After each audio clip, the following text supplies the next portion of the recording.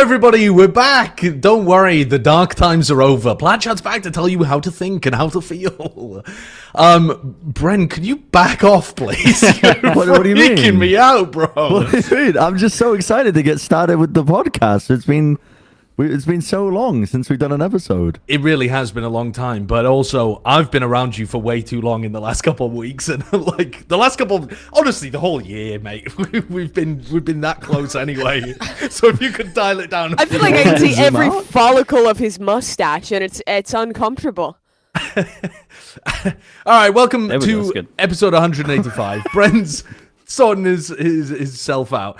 Sliggy, I want to hear from you. The rest of us were working the show. What were you up to during these last couple of months? I've been just watching everything, really. I left the house once. I was telling you guys I left the house once this month, and I started feeling ill in the 4 days when they were changing. I was like, this is a bit weird. And they still do like COVID tests in Iceland, so I was like, oh, I'll just check it out.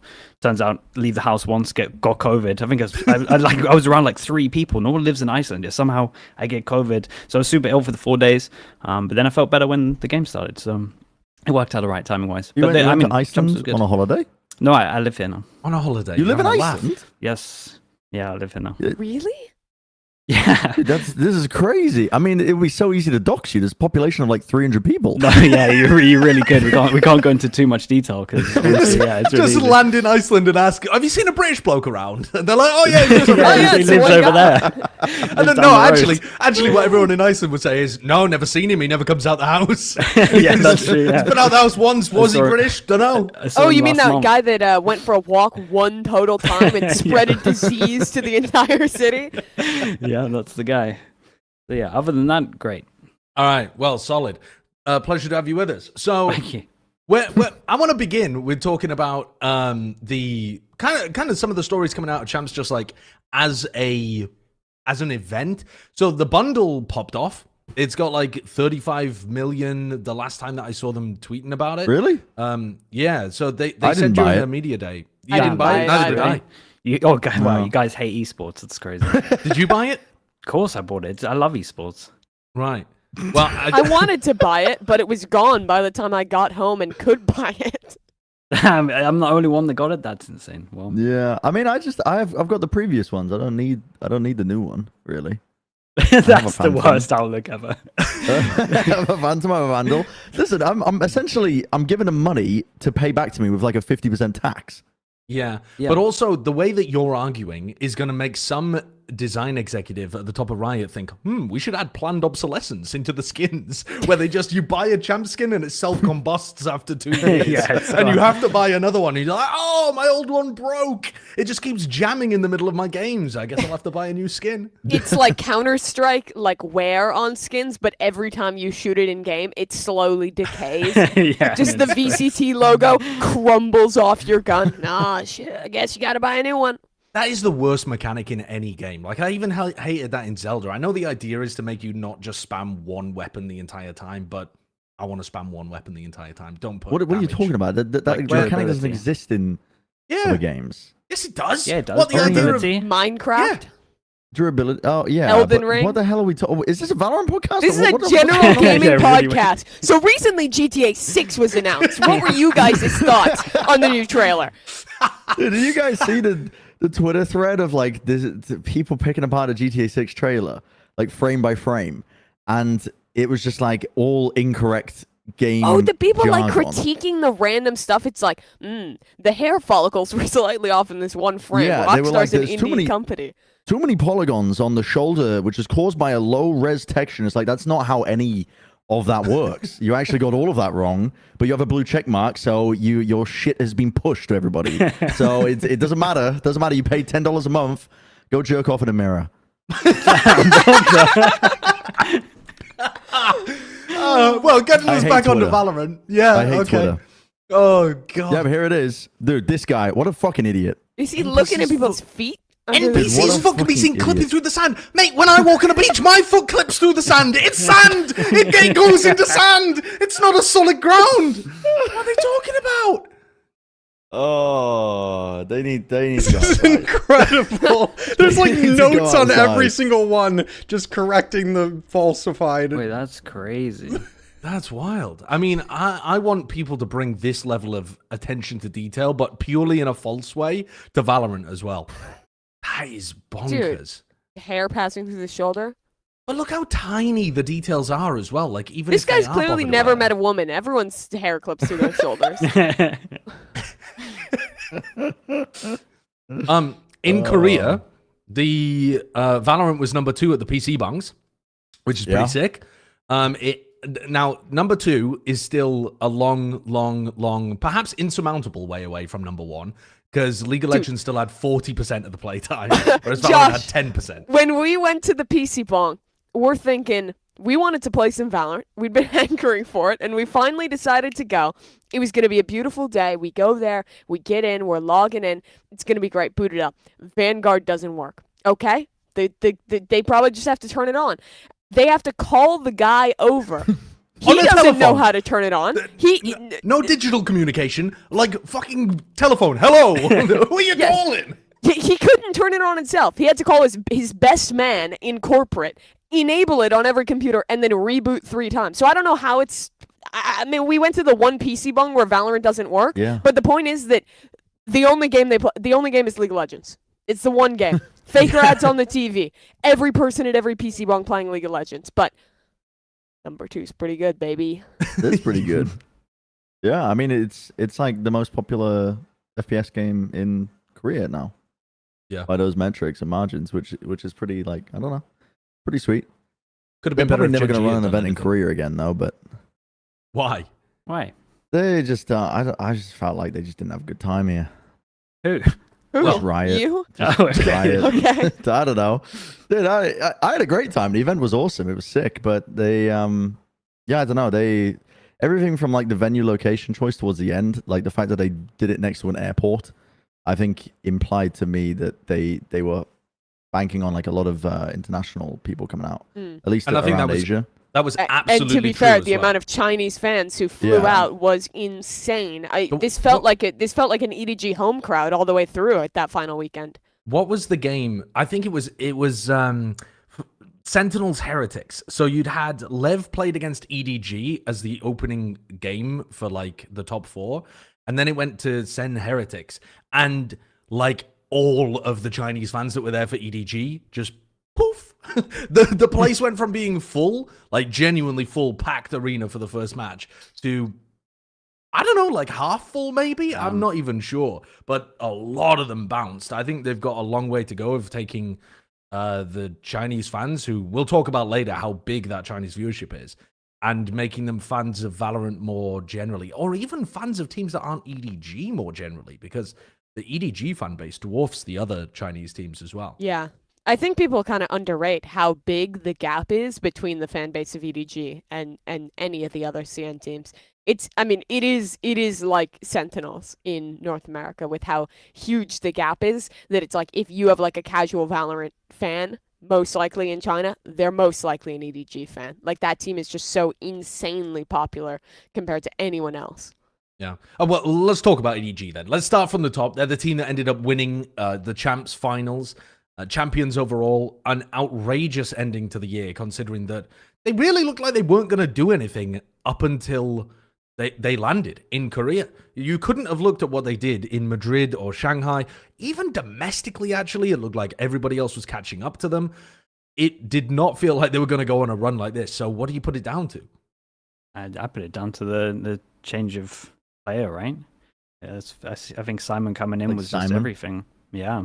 I think he's not like the flashiest player ever, but he has, for how long he's been playing the game, his breach util is incredible. Yeah, it's like some of the best you've seen, and it's he's probably like the last player you actually talk about when you talk about this team, but he's been the big change that I mean just good fragging and just solid util to set up the other superstars in the team, and it's individual step ups that we've seen. Chichu, the most insane event like I've seen him have, and he's had some good events. Smoggy was insane in groups, and then Kang in the final doing one of the most outrageous performances ever. So I put a lot down to Simon though. I think Simon and like the coaches also did like a lot of work. Yeah, They look like a different team.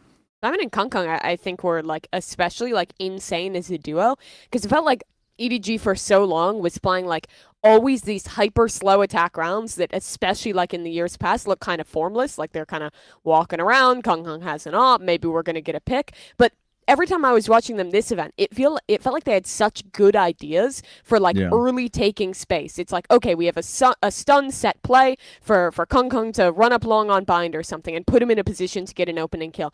And he was just on fire getting the opener for them every time.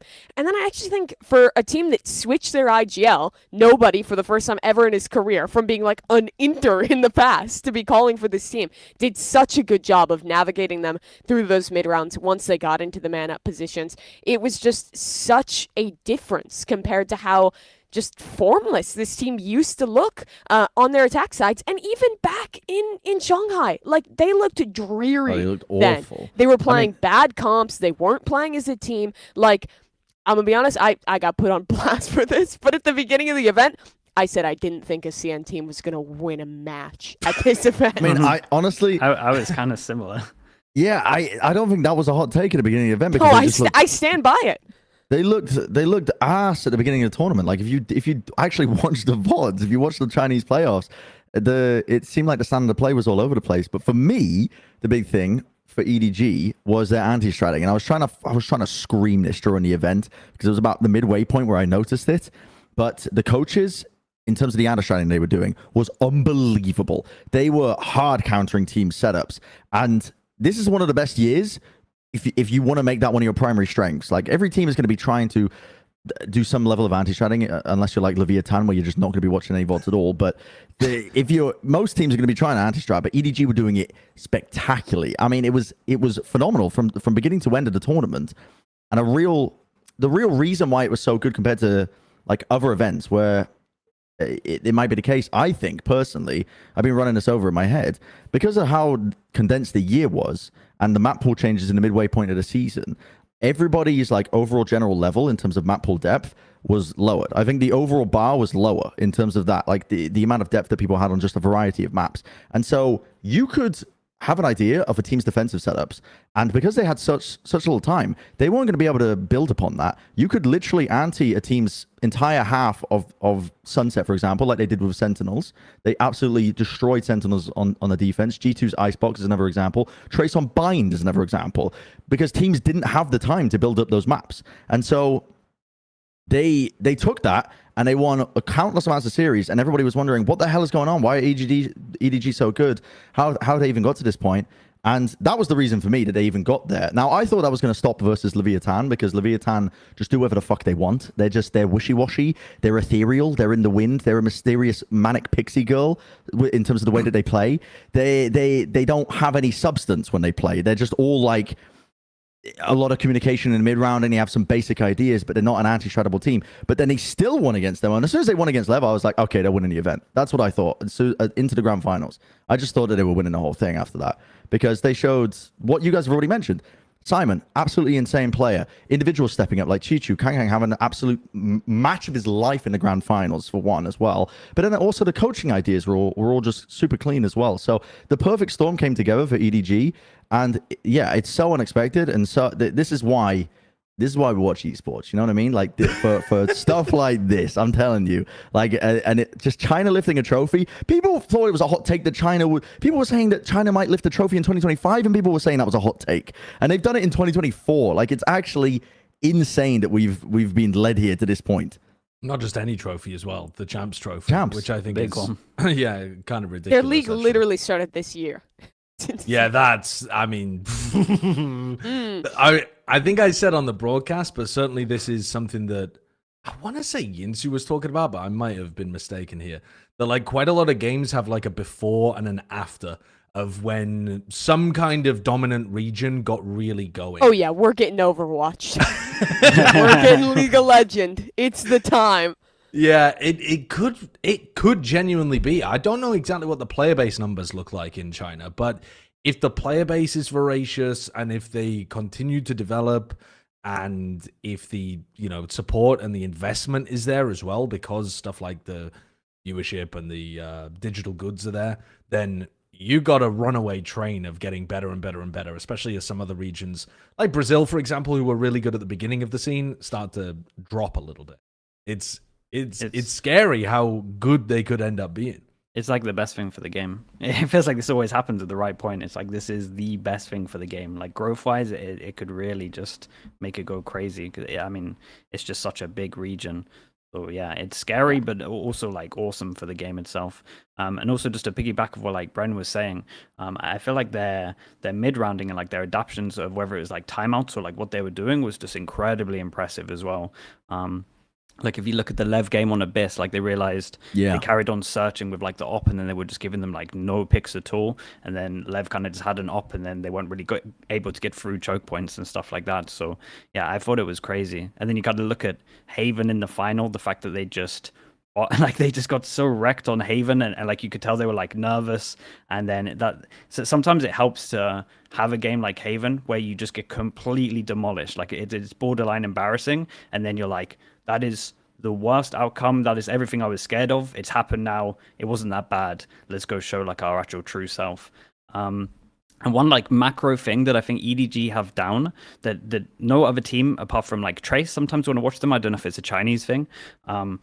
Sky meta, like when people were on attack, I used to draw like question marks on the minimap, right? So they take some map control, and normally in a Sky meta, you would leave someone there, so you can either like dodge a flash, or you can get hit by the flash, or you do fake pressure. What happens now at the moment is people would take space, like on attack, and they'll have a question mark there, and then they'll go off somewhere else, and they don't leave anyone, or they barely cut sound and like wait for a repush, apart from on like Haven A. But EDG will insta clear these question marks. Every time I was watching an EDG game, I would draw a question mark on the minimap where teams create pressure against them, and 5 seconds later I'm erasing the question mark because they've just walked, pushed, and just cleared it. Yeah. So they're just getting all this free info. They always have the idea of where the hit is, and it just helped them so much of just stacking. They were just fearlessly re-clearing, and no one for the whole event punished them for doing it. And I think it was a big factor. I think one of the things that lends itself to that too is having somebody super confident in the IGLing role like nobody. We know that he's capable, certainly, of taking risks. That was, in fact, his entire playstyle was like nutcase risks. But when you're calling, like, because there is risk involved in doing those kind of reclears, right? It's not like it's a perfect strategy. Like every single team should always be playing like this and it's unpunishable. If you're always going for that, then teams can set up where they cut noise and then you walk into them and you've just thrown the round away. But I think he's willing to take risks from his perspective and the IGLing perspective a lot. When he holds on Haven, actually, if we want to use that example, he's holding A long a lot. He will just walk up and like re-clear that on his own sometimes. No fear. Like there was one moment I distinctly remember where it lost them the round, but generally most of the rounds, it's just getting them that little edge, that informational edge. And I think having confident people like that is crazy. It was Munchkin in Gen.G. I remember watching it and being so critical at the beginning of the year. And that was just because I hadn't taken into account that because of the Sky meta, you don't have the luxury of constantly having mid-round info. Yeah. So I was like, so ready to clown on Munchkin at the beginning, but genuinely, the willingness to just have a read instinctively, knowing like, actually, this is fake pressure, I'm just going to push this and disrespect it. And then even being good enough to get one in that spot, or maybe two, that's a difference maker. Like if you're willing to take those risks as a team, that's how you had success this year. Notice the comparison though. Chichu, of course, we have nobody. Former psychopath. Running it down, hinting. Now on IGL, immaculate risk-taking. Munchkin, former psychopath. Running it down, owning. What do you mean former psychopath? A great IGL. Former psychopath. Yeah, did you see how Munchkin used to play? Did you see how like they're hiding bodies under the floorboards or what? Like no, I don't think she's trying to make a diagnosis. No. More so like they're running it down and inting away rounds and are now the GOAT. So who's the next best IGL in the world? I don't know. No, I feel you. Angel. I mean, Angel is an IGL. He is an IGL. I mean, that is just. But he's gonna be back on top. It's Masters Copenhagen too. Right. Okay. I don't know. The problem is that Angel tends to do it on the attack side, where I feel like some of the benefits that we're talking about are on defense. That's really fair. To touch on Nobody, though, there was a very funny Reddit post that I did want to bring up as well, which was a comparison of Nobody between Champs 2023 and Champs 2024. And just reminding everybody how bonkers his playstyle was last year, I think is really important because this guy was just running it down like he is. He's on Sky, just taking the rope at 1 minute, like on the clock. It's crazy behavior. His team's down in a 3v4 and he's trying to take a risk on the defense, but he's gotten smarter about that. There is no two ways around it. He's gotten so much better, and I will be super sad if he goes back to this at any point. When Fracture comes back, he's so back. Yeah, just insta send it. But it did used to happen, no joke, like three times a map of him just doing something a little bit wild, and we barely saw it, to be honest. Yeah. And when we did see it, it was like calculated, like I'm saying, just with someone or just clearing pressure. So it's a big switch up. What's crazy is I feel like this is derailing our topic, but FPX in both these events lost to some of the best teams in the group stage. I mean, they lost to both the finalists in Shanghai. They had super close games to get grouped here as well. And I feel like they're like just slightly behind EDG, where they're like limit testing the edge. They're still taking some of those crazy risks, but are like at the point where they're starting to refine a lot of their play. And I feel like next year that roster can be like insane if they just like get that win on the board, get on that run at an international event. I'm not sure that tracks, though. I understand where you're coming from, but I think that, first of all, they've got a bigger issue, which is that their communication is always going to be problematic because they're communicating in English having and to translate Chinese stuff at the same time. And I think that the other problem that they have is that not every player is smart enough to go through the same transition that nobody did. Like, not everybody starts out in the same position and always trends positive. We've seen this with quite a lot of other players, is that you don't always get this beautiful curve upwards. And I think somebody like Life has, again, a similar track record as nobody of playing a really risky, fight-heavy playstyle, and I don't know that it tracks that he just will learn how to be perfect over time. I think they've got more challenges than EDG do, but I do agree.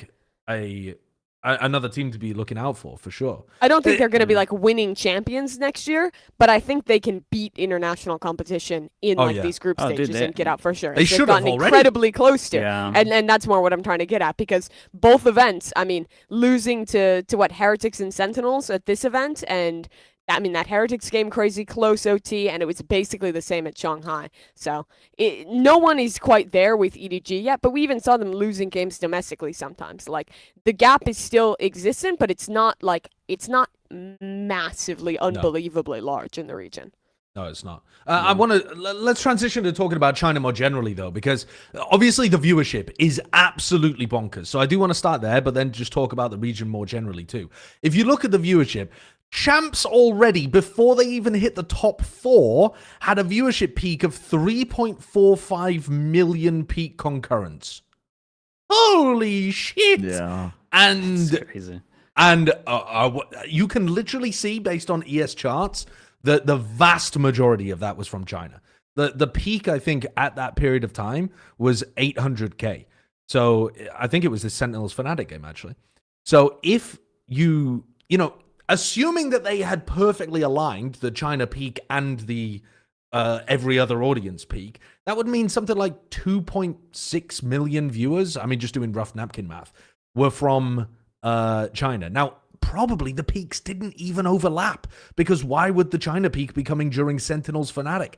So probably that peak is actually way more than 2.6 million viewers coming from China. And then if you look at the finals data for the Western audience, which was 1.4 million for the finals, you're telling me that we didn't break 4 million for a game that had EDG winning and lifting the trophy?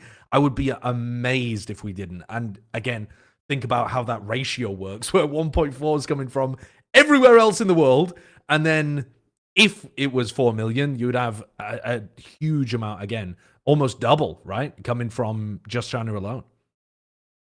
Yeah, I imagine it broke some records.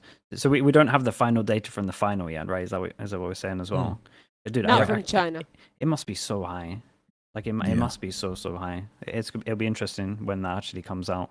But again, like it's like I was saying earlier, it's just incredible for the game. Like even for like the other regions where like people say just focused on your own region, like it definitely helps like the whole ecosystem. This is more people that can buy the bundle. That's all spread evenly for everyone. Like it is giant for the game, and like the orgs that are maybe like struggling monetarily, like this could be the big kick that like they need to actually save them, and then the growth can just be wild from then on out. Really, I think what this showcases as well is if you are an org that's struggling a little bit to develop an audience, try to break into being popular in China. I mean, hire a content creator over there, create subtitles for all of your videos, like find some way of connecting yourself to that Chinese audience. Because look, even for their international league, the very first year, they've got nearly 1.9 million peak concurrents compared to, America's we consider previous to that as being the most popular, and they had 1 million extra viewers than that. And that's nearly double what the other regions are getting. I didn't realize America's had like double the viewership of the European League. That's kind of crazy. Does it not feel like it? I feel like it definitely feels. I mean, it does feel like it, but I thought like maybe there's like 400,000 people, I don't know, somewhere that are just watching, because it is a little bit more fractured, right? Like there are other language streams and stuff that are a little more popular. Obviously, we have Brazil and the Latam broadcasts as well, but I don't know. It just seems surprising to see it on paper like that. Yeah, true. I wanted to talk here as well about the fact that, one of the other hilarious things to come out of this too was Kang now, after winning, is doing some kind of talk at a conference about, I mean, the tweet says growth and construction in the city of Shanghai. Like, what is going on here? Dude. Valorant's just his side hustle. Yeah, it's just on his side. Kang's going to become a real estate mogul. He's building a Saudi Arabia-esque The Line city in the countryside to develop the next generation of esports talent. This has the same energy as when my nan went to India and went traveling around and got invited into a primary school on the roof of a building and was asked to like give a speech to the children to inspire them. And what was the reason they invited her in? Because she was English, I think. Like they just did they think she was the queen? I don't know, dude. They were just. She was with my uncle, and they were going around India, and they were having a grand old time. Sick. And and they just invite her into the school, and because she's very old and British, so she was just like, oh yes, okay. And then they pull her up onto the stage, and then she was like, handed her a mic, and they were like, speech for the children. And she's like, oh yes, you're all very good. You're all very good. I've seen the video. She's like, oh, you're all very good. And then they're like, sing for the children. She's like, oh no. I start singing like Irish nursery rhymes to the kids who are all set that. And that's I'm getting the exact same vibe from Kang at this TED Talk talking about the growth and construction in the city of Shanghai. It's like, hey, go up there and talk about how much the city's grown. And he's popping off. He's going crazy. That is the vibe of just like the teacher was like planning to roll out the like DVD player with the big ass TV and had no lesson. It was like, oh, there's the random person on the street. Let's do his speech today. That's what. Yeah. Didn't you say you looked into it a bit more though, Mimi, and it was somewhat Valorant related? The thing. So I was reading through some of the Reddit stuff, and someone else was doing some translation. I think my understanding is that it's like some kind of like upcoming technology and like future innovation, like investment venture capitalist meeting thing to like sell new industries. And I think EDG's just making them go up there and be like, "Hey, esports is sick. Look at us." Yeah. Look at us. We're doing the digital growth. We don't build the buildings. We build the children's minds. They also, the leadership for Riot announced that there was going to be an English feed for the Chinese broadcast, which really? I thought was pretty sick. Has that been announced? Yeah. Yep. Yeah. I asked a question about it at Media Day, and Leo was like, "Yes, we have plans to start an English feed for the Chinese region." Now, that doesn't mean necessarily that it'll be next year. He didn't say like we are doing it next year, but they have plans in the works that he's talked about publicly of doing an English feed for it. Which I think is super important, but I also think it might even, judging by the data, be more important to do Chinese language broadcasts for other regions. Yeah, and I think that is the one. That I don't think they're working on because he didn't mention it. He mentioned the English feed for China. But both are important. But when you look at the viewership data, there's more eyeballs over there in China, really. And I think it's important to get them integrated more to like other wider storylines and get them fans of other teams too. Sure. Teams themselves can do that as well, though, right? You could just set up like some kind of stream on one of the Chinese websites. Yeah, because they're allowed to have like official watch parties. You could have like the Sentinels Billy watch party. If Ardis doesn't get picked up, he could become a pro caster bringing the game to China. He's a great advocate. I wouldn't hire Ardis. That would last 2 weeks. That's a PR disaster waiting. Wait, what do they call him on Billy? Don't they call him Funny Fat Man? I think they've started calling him Ardis. Oh, they've moved away from that's probably good. Yeah, I think that is good. Yeah. He deserves that. He's been working hard. He should be called his own name. Yeah. Ay. Okay. Any further thoughts on EDG's historic performance before we move on? Other than the fact that like Kang himself, first of all, final performance was crazy. Second of all, he really has having the 3 duelists to a really high level is insane. I didn't realize his Neon was actually like this good. Yeah. And I think mechanic wise, I don't think he's the best. When I watched like the Neon's like the most impressive, but in terms of the sliding shooting mechanic, I think he's by far the best that I've seen from just that one little thing. He got so many kills like mid slide. I think he's the best at that. But I still feel like mechanical wise, like Jorgamo and stuff do more things that are like impressive that like breaks the legs of players. But in terms of like actual hard entry sliding kills, I've never seen this many from Kang. He makes it look crazy busted. I was a bit disappointed we didn't get to see him play up against Zekken when Zekken was having such a phenomenal tournament too.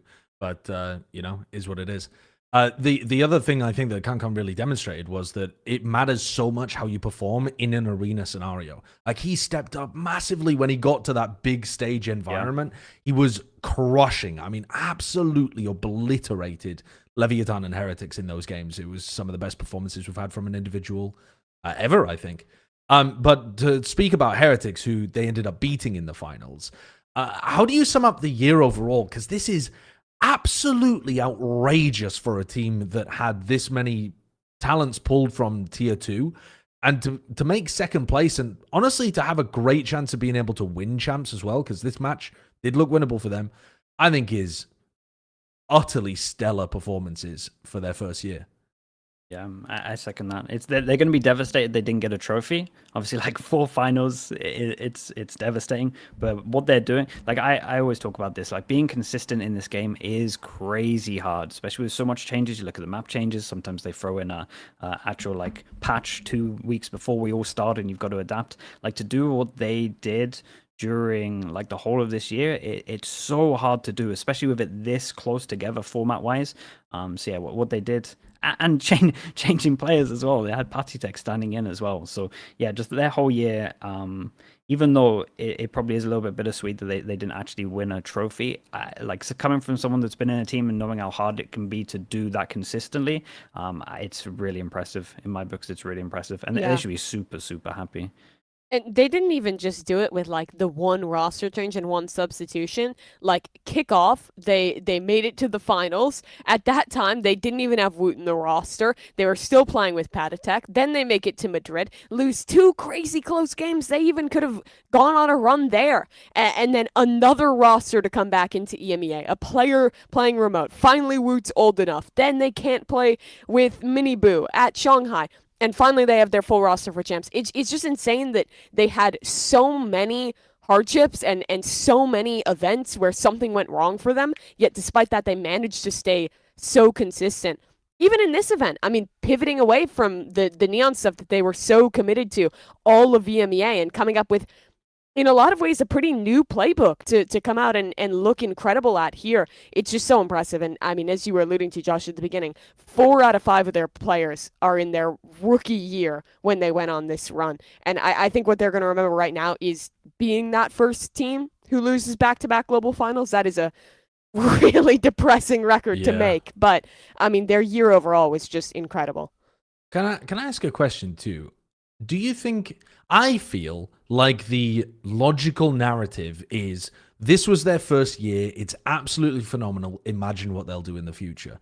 But to me, I think there might be some some merit to the counter argument that the reason that they were so hungry is because it was their first year. And they actually have to pick themselves back up after having those back-to-back losses and think about doing it all over again, doing all of those runs all over again, and then winning the finals. Like, to me, imagining myself in their position, looking to tackle the offseason super seriously, put in all of that effort, do everything they did last year, but with the knowledge, that mentally seems like a horrendous mountain to try to climb back up again when you know how hard it was in your first year and how gutted you were that you failed. Now, I know that that's kind of counter to the normal way that you think about things, but do you think there's any merit to that? Do you think that pro players really even think in that kind of long-term way? I don't think so.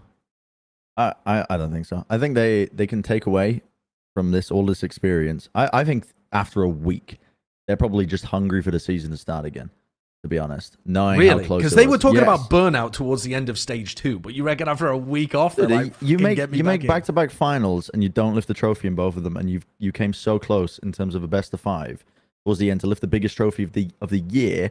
You're going to be chasing that high for the rest of your life. Yeah. That's not the kind of thing where you're just like, well, it's time to call it. I mean, they're not saying they're going to call it quits, but No. you know, I think that will make you more hungry as a pro player. Now, listen, I've never competed at the top level, but from speaking to pro players, from speaking to coaches or whatever, just when you come that close to lifting a trophy, you're going to be chasing it for your entire career at that point. I think they're also all just so insanely young that I think that'll further motivate them. That it's like, Woot literally just finished high school, his first year back-to-back second places. Like, if you tell me he's not going to take a week off and then just be salivating to play at the top level over the offseason again, I feel like it's kind of crazy to think any differently. Sure, they might be feeling some of that burnout right now, but it's going to be a long offseason to go back and like get hungry again and want to go for the grind again. So honestly, I would be really, really shocked if we saw like, I think the best comparison would be kind of like what happened to FNATIC, where they ended up playing like a lot of the same stuff, didn't do a lot in the off season. I'm not as worried about that happening with this team Heretics. Yeah, I think I agree with all that as well. It's I think they'll struggle to have the consistency that they did this year, and like maybe I guess they didn't do that insane in at Madrid. I reckon they'll probably have like another tournament like this, and then maybe the bounce back from that will be like relatively hard. But I don't know, man. I think EMEA isn't like the strongest region, so that will kind of always, not saying they're guaranteed to get to the first event next year, but I think they'll always be fine to get to the second, third event, like Masters and Champs, and then by then it will just kick in that they want to win it, and it like won't. I don't think they'll feel the pressure. You might at the beginning of the year when it's only like 2 teams that qualify for EMEA. That's like the only time where I'd be worried for them is like first event, and then to like maybe overthink that and be like, damn, we didn't make an event. Like that's like, are we falling off or like whatever? But I think the coaches also have a really good brain and a very like Weber and Nilzinho have done like a lot of losing in their life. Everyone has in the UK scene. Like we've lost a lot from when we played, so that they'll be used to like grinding and getting the win eventually. So that's actually like the most British outlook I've ever heard. Like modern British outlook is just, yeah, we know what it is to be beaten into the dust and grinded down, and we'll just spring back up with a fake smile on our faces and go to it anyway. Yeah, it's the way to look at it. Very, very British appeal. There's a lot of comparisons between Heretics and PRX because they're the only 2 teams to have been in Grand Finals and not won a trophy. So they're the only 2 rosters ever to have been in a Grand Final of an international event and not have a trophy in their cabinet. Now, obviously, Heretics have done that within 1 year, whereas PRX have done it over multiple. But do you think the comparison is even fair? Let's start there. No, just because it's based off 1 year, right? I guess. And PRX has been a long time. The idea being that you think Heretics have like a positive trajectory, but PRX don't. I mean, PRX at the moment, I'm worried for them. We could talk about them for a little bit. I imagine it'll be a lot of negative stuff because it didn't look great, and like map pool comps wise, it doesn't look great. So yeah, trajectory wise, like I feel like they're at the lowest, probably the lowest that I can remember them. It feels like PaperX has been on kind of like ever since like the final last year, on kind of like a downward trajectory, like struggling to find themselves, compared to Team Heretics, where I felt like even this year when they failed, the whole year felt like in a general upward trajectory to me. I think even though they got second place back to back, it didn't feel like stagnation, because they did it with two different rosters. They had a sub at Shanghai. That was the miracle run. That was the one people thought would never happen again. And then they proved that they could have that consistency by coming back at Champions and doing at least the same thing. So I don't really feel any of that like negative energy from Team Heretics' trajectory. There's a really good point there from somebody in the chat, actually, Kev Media, who said PaperX had two finals with the map veto advantage, whereas Heretics had neither. They were both coming from the lower bracket as well, which I mean, PaperX are really balancing out that map pool advantage doesn't mean too much kind of thing. Because prior to this event, it was even. It was I think it was 4-4, something like that. We'd had 8 events with a double elimination, and 4 of them had come from the upper bracket, 4 of them had come from the lower, but 2 of those are PaperX losing. So they're really, really boosting those numbers. Do you think that I would like to loop Vitality into this a little as well? Because even though Vitality are full of rookies, the fact that I don't know what to think about Vitality, so I wanted to get your opinion on it. But they looked really strong in EMEA, and then they just kind of fell to pieces a bit at Champs. They did lose to, Trace, who were looking really good on Ascent, and Leviatán too, but I didn't feel like they were performing particularly well. It's also a little worrying when you look at what Safe has done when he turns up to big events, which is usually perform fairly decently, though this time he didn't, but go home very early on in the event. Now, for somebody who's winning Best Duelist in EMEA awards fairly regularly and does look like one of the most valuable players in that region, you expect more from a player like that when they turn up to global events, don't you? Even at previous events where he was playing well, just you're looking for him to get the wins. What do you think about both of these teams? Yeah, Vitality I'm not as worried about as a team, because I think they had the unfortunate dilemma of running into Trace as their opening match, and that was the Trace's Bind and Ascent is like their 2 best maps. Now, I did a lot of odd reviews before the event on Trace, and I knew that fact, but I didn't think it was this good. They definitely looked way more improved. Do you think their Bind looked like one of their best maps going in? Because I didn't think it did. I thought they looked pretty rough. It felt like kind of a trap card. I think they thought it was a good map for them. Okay, sure. Like, do you know what I mean? Like they felt like it was a strength for them, and they had a lot of different setups and different looks on it. But it still didn't look strong, and then they were like on point with it. So they kind of ran into that early, and then they ran into Leviatán, and I think Leviatán are dude, I hate Leviatán so much. I actually hate that team so much, but I'm not going to go on about them because we're talking about Vitality and PaperX. They're just so inconsistent. Dude, but Lev are just so fucking wishy-washy. I already said earlier, man. They're like you can't grasp them in your hands. Like when you try and pick them up, it just slips through your fingers like sand. You don't know what you're gonna get from them. Aspas is a stats player. Fucking, they're just like they don't have cool ideas. They have star players and they can win and they can do well in that regard. But dude, fucking, every time I watch them. Save the hate. Yeah, man. sorry. We'll talk about this later on. I'll save the hate. I'll save the hate. Okay. I'm sorry. I want to talk Lev. Yeah, you're not worried about Vitality. Okay, Sliggy. I can agree with that. I think they overperformed in the EMEA playoffs. So maybe their expectations were a bit too high. That's kind of where I see. I think that they didn't look too bad. I think they were like one of the ones to discover like Trace's good maps. So I can't be too angry at that again, because again they do look insane on those 2 maps that Bren said. And then yeah, they played against Lev that also looks good. I just think they performed insane in the EMEA playoffs, so people maybe thought they were a little bit better than they were. Yeah. And then I think that Safe had a bit of an off event, and I think Trex is unbelievable. Yeah, Like he Trex is. is insane, dude. Like we were talking about it when we were mentioning our top players. Like Trex safe, it's relatively hard to like where to put people, and everyone's saying like safe should be in top 10, which again is definitely valid. But Trex is just so good, and he's like finally showing his form. So I'm not super worried about Vitality. I will be interested to see if they try and make a change, because there's a lot of good tier 2 like players coming up as well. So that'll be like the main thing that I'm going to keep an eye on 2 things. If they change a player, first of all, and if Safe actually stays on Duelist. Because that's where every year we have the same talk of him starting off on an Initiator, and then if we get 3 months in and he changes back to Duelist. So I really hope that he stays on Duelist. But yeah, I'm not worried about the team, because I think they overperformed in playoffs, and maybe expectations were like too high because of that.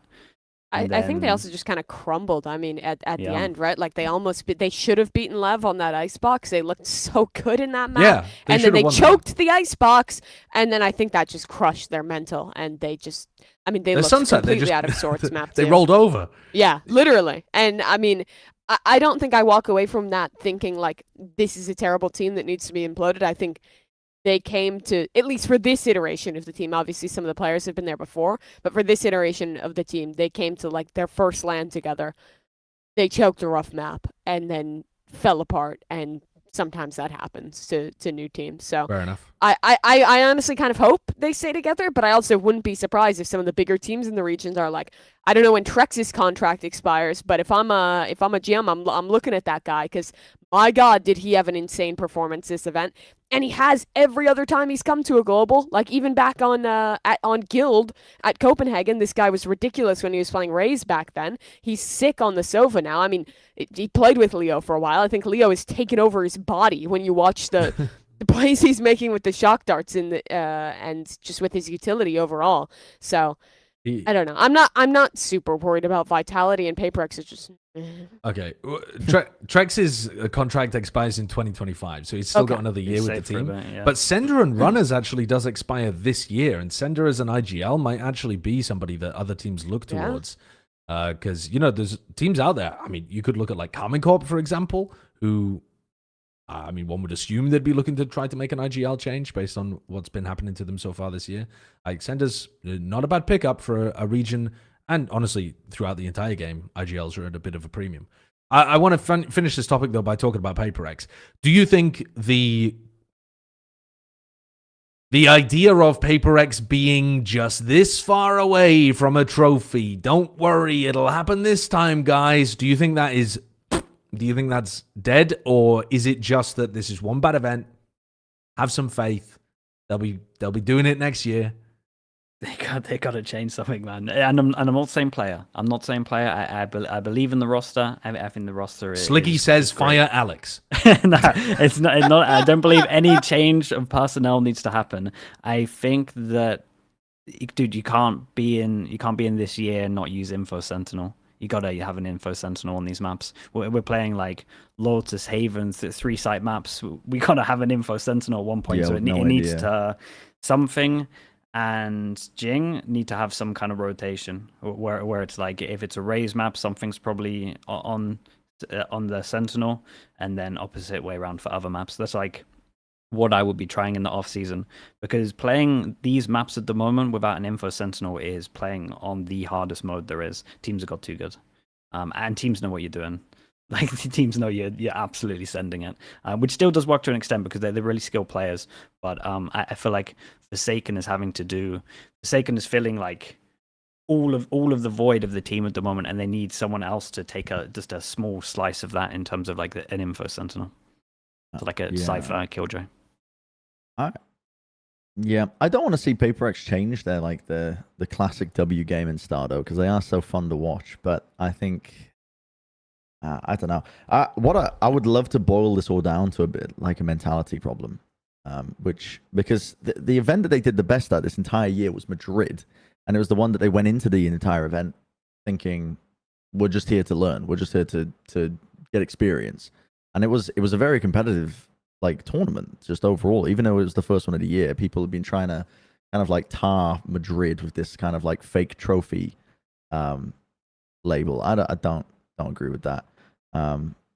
they looked the best at that event. And I think for me, when I was watching them, and they were having to burn double timeouts in the first half, not even on strategy stuff, just in terms of cooling down or making sure that they were in sync. Like there's something about this team where they just get flustered, I think, especially when they think the games really matter and it's their last hurrah, as evidence from like the best of fives. They just get flustered, they get ahead of themselves sometimes. And maybe just a stronger voice inside the team being able to like just crack down on stuff when it goes a bit haywire that doesn't require a timeout, like hitting a panic button, so that they can just, like, Alex is a very good, I think, coach in terms of being like mature and being personable, which is like very good traits to have as a coach, because he understands exactly usually what to say to the team to make them shape up like during maps. But yeah, it'd be helpful if they were capable of doing that on their own throughout the games.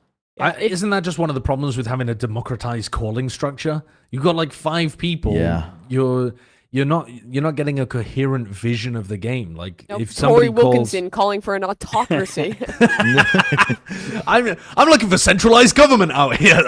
Take the power away from the people. Put it into my hands. Don't worry. I'll do it responsibly. Now I just feel like so many of their issues are self-caused by their identity. I know you're saying like you want to preserve the W gaming identity, but so many of their issues are involved with that, like decentralized calling structure, like the weird compositions that they tried to play, and the fact that they always tried to play like anti what you would expect. They tried to play into the surprise factor, and They're not like other girls. Yeah, they tried to increase the pace and the tempo, but everybody in Valorant has increased their pace and tempo, and even the slow-paced teams still do a lot in the slower pace. Like they're still going and actively creating pressure, even if they're not taking space and forcing fights. They've got a lot of micro plays, all of these teams. So like there's less stuff that you can have uniquely that catches people off guard, unless you play comps that are just whack. So I think they're in for I agree more with Sliggy that I would like to see them approach this offseason by broaden out Jing's agent pool. Really try to focus on adding more sensible compositions. Like spend a few months really trying to practice meta comps, like, you know, the old Ascent comps and stuff like that, and default Haven comps until you have a good idea of why they work. And then if you can come up with some anti-meta stuff later on, I think that's fine. But I think they need some foundational improvements. Yeah, you gotta build the foundation first, which it seemed like they were really lacking all this time. I think there are maps where I'm more open to them experimenting, like Bind in the pool, if like Abyss stays in the pool, things like that. I think there is more room for that. But I think the most glaring issues are when they're playing those maps you mentioned, like their Haven, like their Ascent. They're not playing a Sentinel. They have so many gaps that teams are just exploiting. Like there are some maps where I think they go a little bit too far. And I do think to some extent, if they were playing at times a little bit more structured, that would give...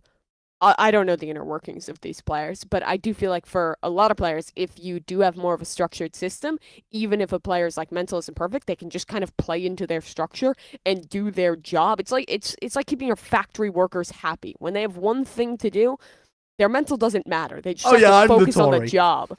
I'm the Tory.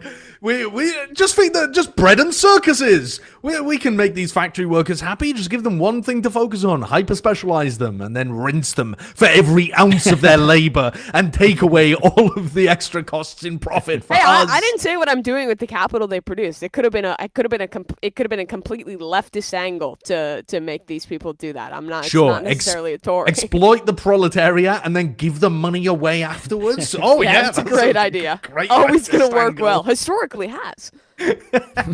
Okay, let's move on then to 2 different teams that were playing in the top 4. It's Sentinels and Leviatán. And I think everybody expected Sentinels to be... everyone expected Leviatán to be in the top 4, but people did not expect Sentinels to make it this deep. I didn't really... You expected Sentinels to make top 4? No, he did, yeah. Pushing up my glasses, I did. Yes, At the beginning of the tournament? Yeah, Yeah. he did. Oh, you're nuts. He picked them to win. Yeah. Yeah, I picked him to was in win. for I it. thought you picked them to win. Oh my god, you did. You're a fucking... You're a crazy Nostradamus looking motherfucker. Dude, I'm telling you, it was it played out exactly as I fucking said. They had a series of scenarios that occurred to them towards the tail end. They looked good all of the first half of stage 2, and towards the end, people just thought, "Oh, this team's boomed. They're done. They're no longer a good team." But they literally have proven it that they have they've just got resilience in them to be able to make it deep runs even after they lose in tournaments. They did that at Madrid, and they have good ideas, and they have star players, and they have veteran presence. They had the perfect combination. They just had a bit of a slow start. But dude, I knew they were gonna. There was a bit of cope before the tournament began, of course, and a bit of clout farming from Sen fans. I'm a Sen fan myself, but I knew that they were gonna win as soon as they made it out of groups. Well, not win, but I knew that they were going to do way better than they possibly could. I knew they were going to win. They lost the tournament. They lost the tournament. But they did beat Gen.G, so that's what matters. They went 1-1 against Gen.G, but yeah, they won the more important game. Let's talk Sentinels then. To me, one of the most impressive things about them was that Zekken ultra farmed, man. He absolutely giga farmed. He just got better every tournament this year. If you go back and look at his stats, it doesn't matter how well he was playing at the start in kickoff, he literally got better every tournament incrementally. He's such an incredible player. And what he was doing for them in this tournament, just winning so many first kills, that can be tournament winning for you if you have other pieces around that are able to step up and deliver. Oh yeah, it's one of those things that solo wins you maps for sure. When someone's getting so many fast entries, you're pretty much guaranteed to take a lot of these maps. And yeah, his performance was outrageous, and I feel like it was just an overall step up from the team as well. I like that they kind of got rid of the deadlock, or at least started banning their Ascent out as well. They kind of got rid of it on Lotus, and then they started banning their Ascent out. So I think they lent into maps where they were comfier, stopped the kind of experimenting stuff. And yeah, I just think the individuals stepped up, and I think Zekken is definitely the person to highlight because it was crazy what he was doing. Crazy. If you one of the problems though that they ran into was that Zekken didn't perform that well in the final game. He was on fire for every other part of the tournament, and then the game against Heretics, he wasn't keeping up to that same level of farming that he was previously, and that was the game that TenZ started popping off. And actually, as far as I can remember, I haven't looked at the numbers, but as far as I can remember, if you look at any of the other games, TenZ was not really doing very much. And getting them both on board was super crucial for their run in Madrid.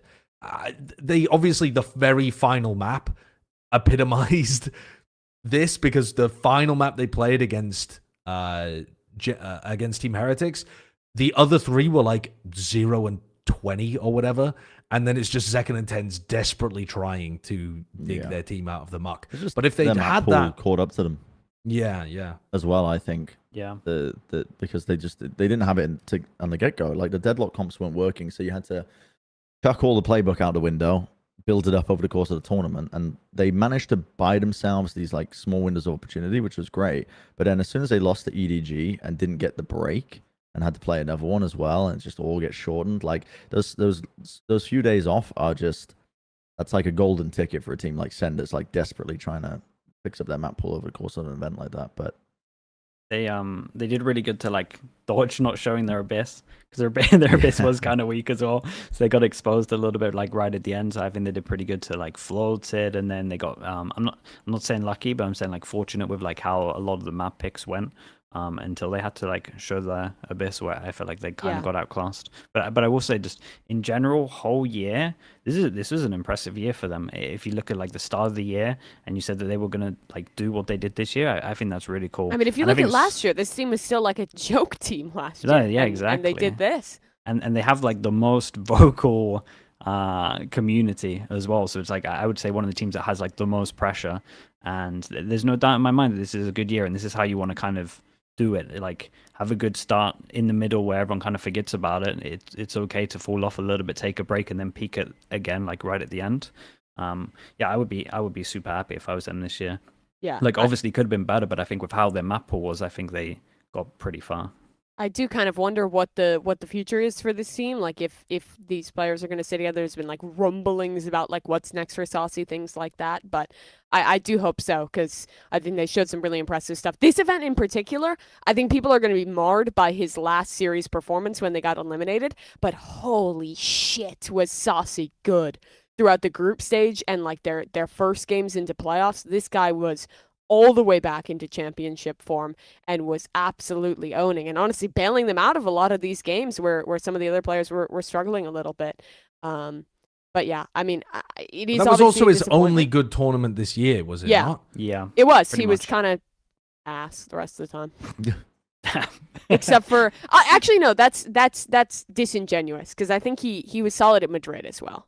Not as good as this, but this was the tournament where it felt like I Saucy think he was back. their weakest player at Madrid. Yeah, but I mean, I the still weakest think player on a they- winning team was still having pretty high impact. Sure, yeah, but I mean, considering like what you expect when you pick up Sassy onto a team, when you pick him up for like this squad, is that he would perform as he did when they like, you know, when he was winning champs and was arguably the best player in the server for, you know, champs 2022. Sure. He was just destroying people.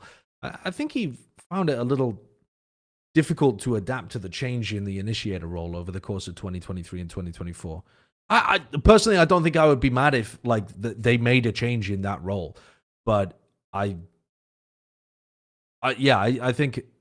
think that's the spot that Sen could try to make an adjustment if they wanted to change anything. Not that they need to. Can I start hating on Lev? Yeah, please. I'm waiting Go for for it. Dude, Go crazy. they're such a fraud team. Oh They're my god, actually dude, they such a came top fraudulent team. 3, man. I They don't came care. They're top fraudulent 3. as fuck. Dude, they're the entire year inconsistent. Up, top, down, bottom, left, right, whatever the fuck. They're like a fucking cheat code in like an Atari, bro. They're all over the place in terms of their performance. They go on. I just don't understand this team. I think they had basic, like, just that they had a good idea, and all of their strengths lied in firepower and their mid-rounding and adapting and calling from King.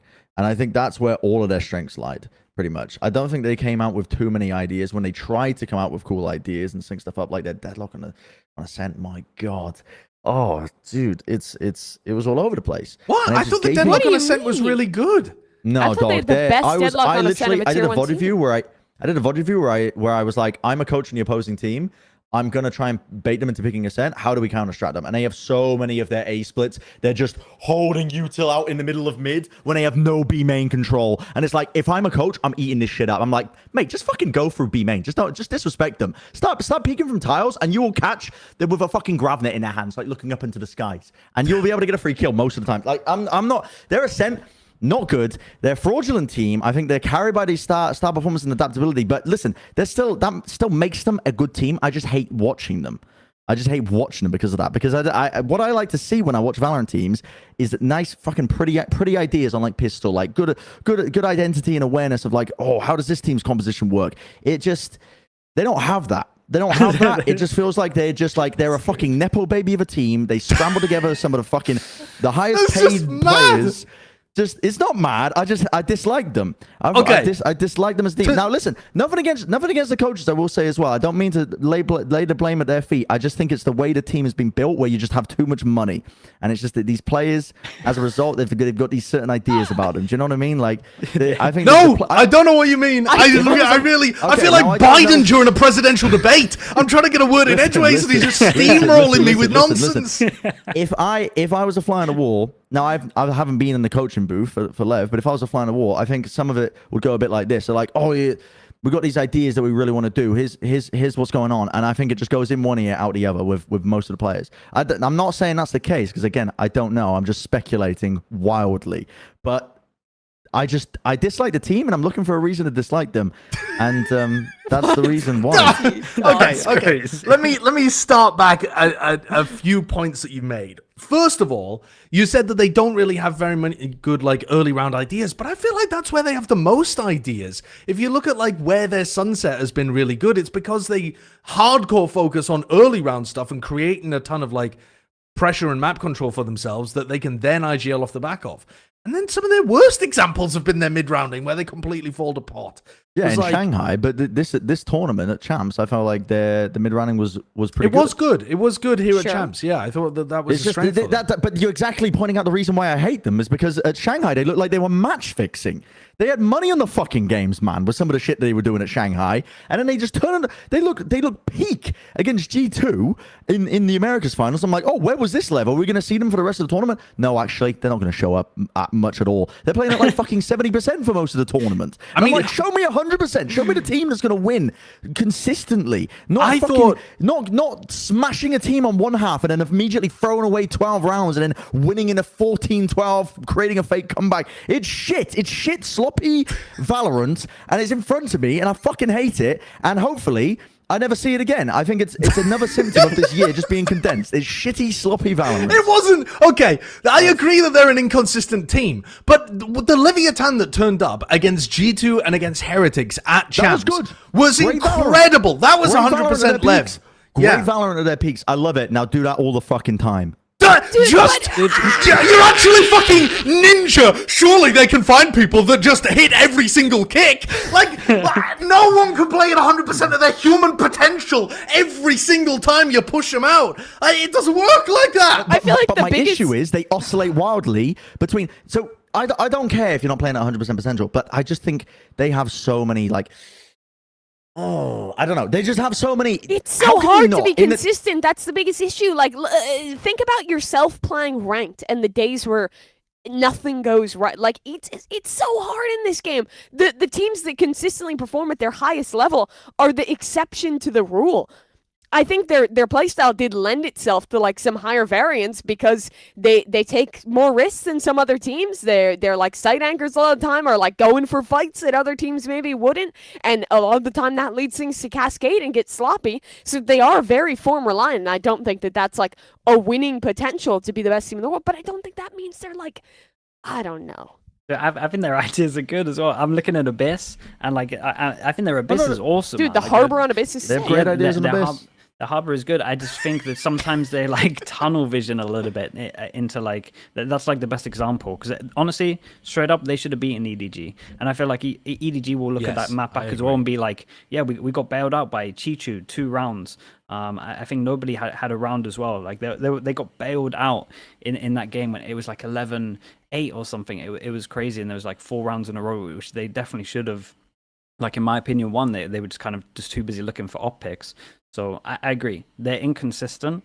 But I think it's crazy to say some of the stuff you're saying, Bren. Like further champs is super hard, and I think they showed a really good form for an inconsistent team. And then all they did was just tunnel vision a little bit, in my opinion. I don't think they showed up too much against Heretics, but I want to like focus on the EDG game where I think you could argue like as a team collectively they played better and then EDG just had individuals that stepped up at the right moment.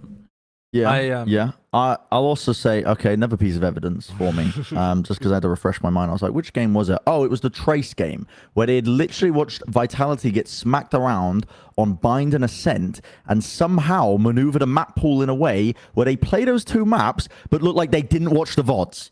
Just didn't watch the VODs on it. And I'm just watching them play, and I'm like, what the fuck are you guys doing? Like, like what was the thought process here? Look at it. Look at the pick bans. I remember just like thinking about this. Actually, it's identical pick bans to the Vitality game, except for Haven and Abyss swapped.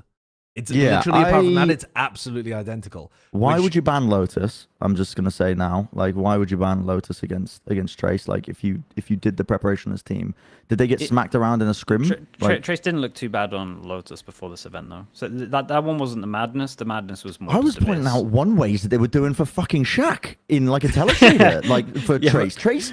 No, but that was like, at the event. They heavy underperformed their Lotus. Yeah, like, they did. But they did. before the event, like that, like Also, Trace's Lev don't Lotus like was playing it. statistically pretty good. Lev don't like playing it. That makes some sense to me. That Like, I think it also, was yeah. a bit strange with Vitality. But I do agree with you. After watching the Ascent, not picking Abyss is definitely like that. That is definitely something where you could question it.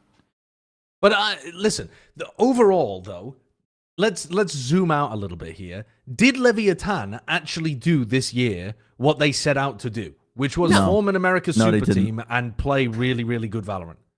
No, they didn't. Well, we've Just already heard period. your fucking take. I want to hear from the Super others. team, you super hater. team. By the way, super team. Let's just listen. I feel so bad for Com. I genuinely, I feel so bad for Com because I feel like he's trapped in this team, and it's like there's just they're fucking. He's just surrounded by like Santa Monica trust fund children. I don't know. What do you mean? It's, Like, it's just- crazy. Just like you Walking go, around the you go to a allegation bar, of you go to a Nepo bar in babies. Santa Monica, and it's just like there's just not a fucking I don't know, just there's no worries Who in are their you life. They're not referring worried to? about. Who is I the feel Nepo like baby? I feel like Lev I feel like some aspects. Listen, Mr. okay, President, the question was. Okay. Yeah. This guy is Okay. the Let me roll average this one back. Sentinels Let me roll fan, this man. one back because I think there's a lot of players on that team that want to win, but there's one player in particular that I feel like is just there Who? to exist, and he knows that he's good, and I feel like I'm This not is saying about the to be hunger isn't there anymore because I'm not inside his brain. Insane. It's take. Aspas. I'm a fucking Aspas That is hater. It's like you've hit the crazy. core of the issue. I think I'm a fucking Aspas hater, man. I think genuinely listen, he's a great player, but I think this guy he's found out the formula for the VLR rating, knows that if you die less, you get fucking rated higher, and all the stat Stevens have been gassing this guy up. Watch his gameplay. Watch him try and play to his outs in a clutch scenario. He's gonna play for kills in his life. Like just Okay, you he does do that. you are He does phenom- misplay You're a clutches. phenomenal player, Aspas. I'm telling you right now. Just where's the fire? Where's the passion? Show me it. Show me the passion. I want to see the fire. I don't want to see you just like, whatever. Well, I gave it my all. I understand there's times where you're dropping 50 and it looks like your team has their fucking monitors off. I understand that's the case. But just, I want to see the fire, man. And it didn't felt there. It felt like a fucking manufactured team, a manufactured super team. It was like that one Rocky movie where the fucking Soviet Union has got like the genetic engineering in that dude, and and Rocky Balboa's out in the snow, and he's got a fucking log on his back, and he's like, this is American grit and independence, and they beat the piss out of the manufactured like the dude. Do you know what I mean? Like it Which one is Aspas? Aspas? I've completely lost the Aspas is like analogy. the big Russian dude is roided out of control, and like look at this. He's out of bed and he's trying to break his fucking hand. This is crazy. Oh, it's like midnight. I need to shut up. I'm being way too loud. It's noise travels so easily in this apartment. I just don't understand. Why is nobody stopping him from punching this machine? I've seen people break their hands from doing that. He's a pro player at the event. What's he doing? Here? I don't know.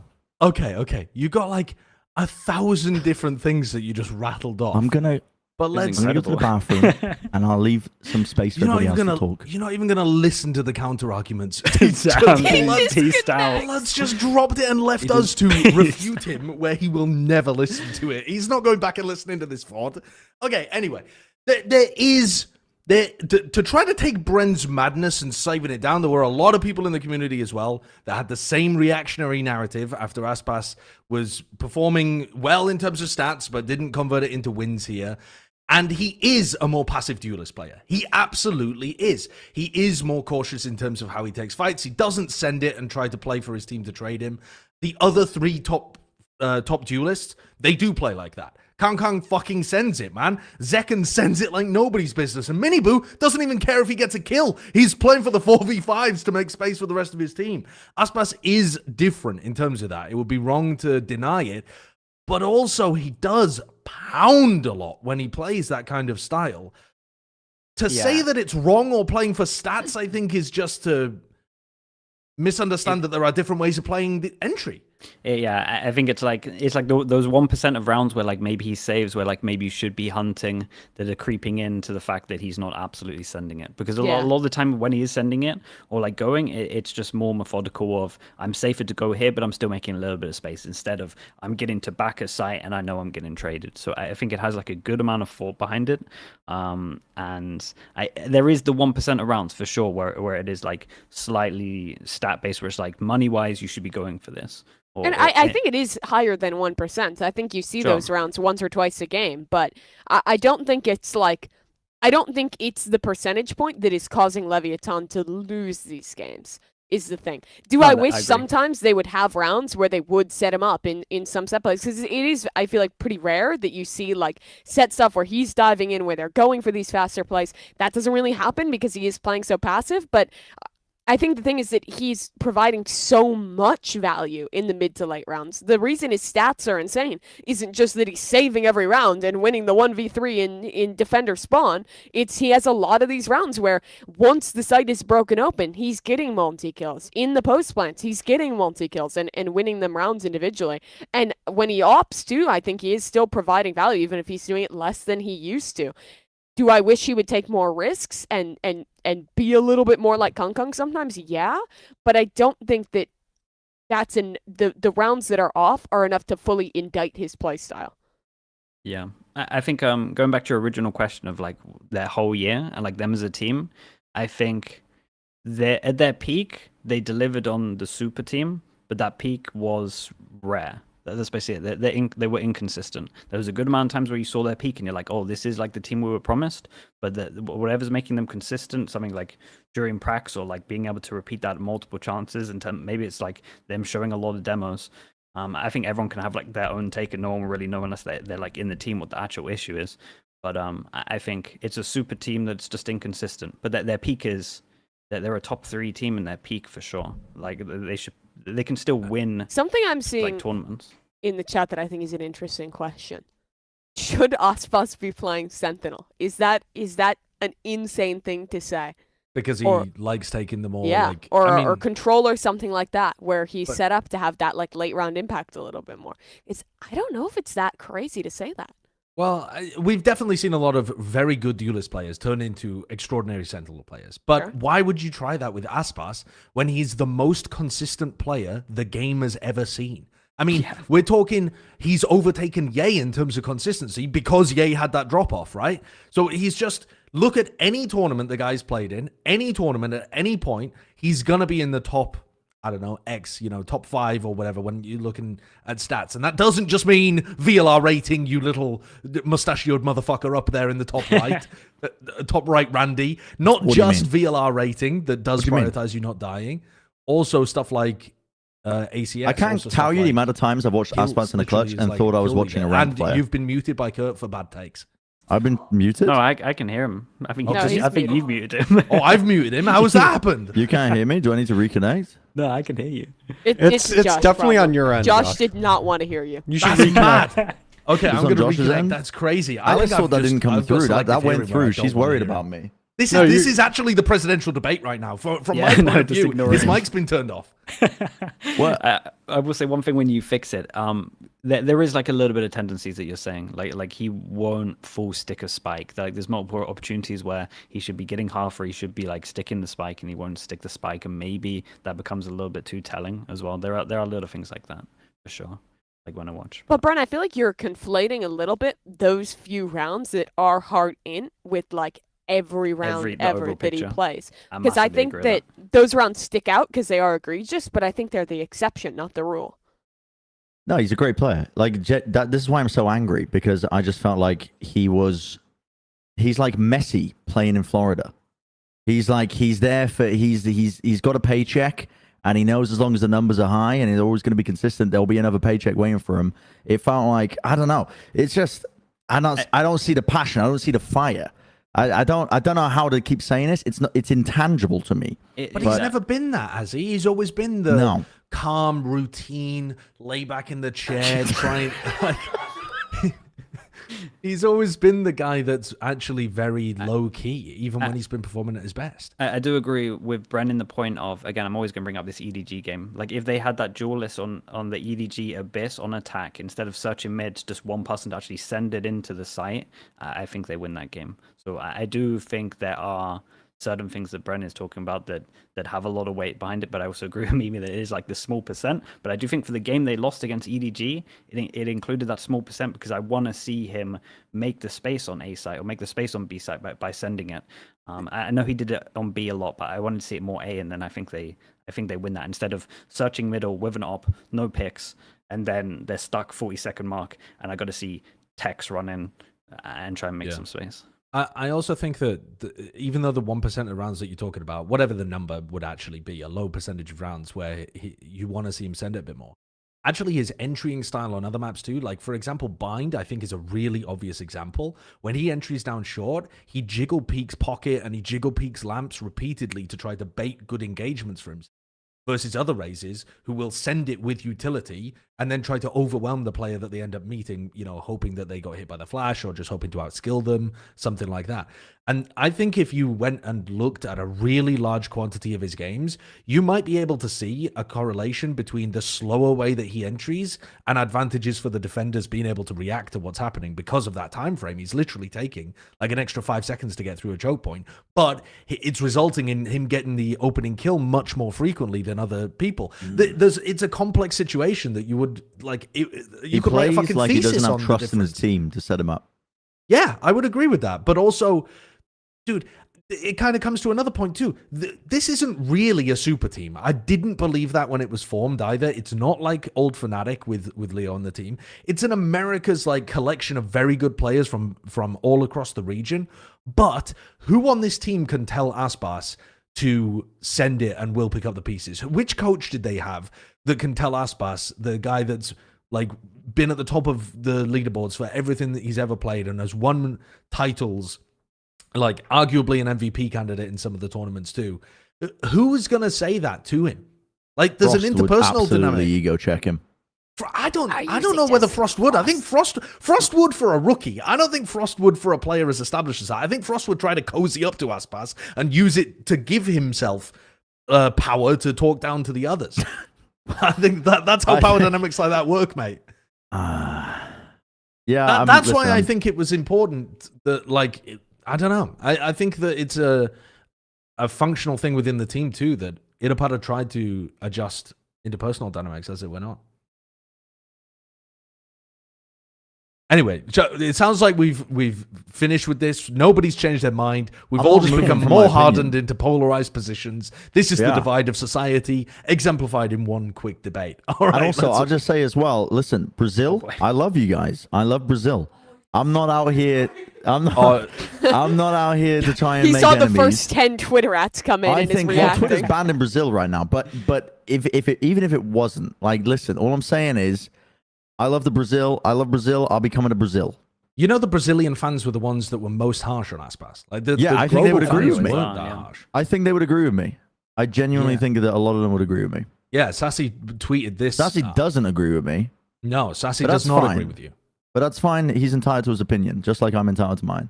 Yeah, I mean, specifically, his counter-argument was, I feel like I'm in an don't know Elon that Musk you have the Twitter courage thread. to say Aspas is a popcorn maker. How dare you, Bren, calling Aspas a popcorn maker?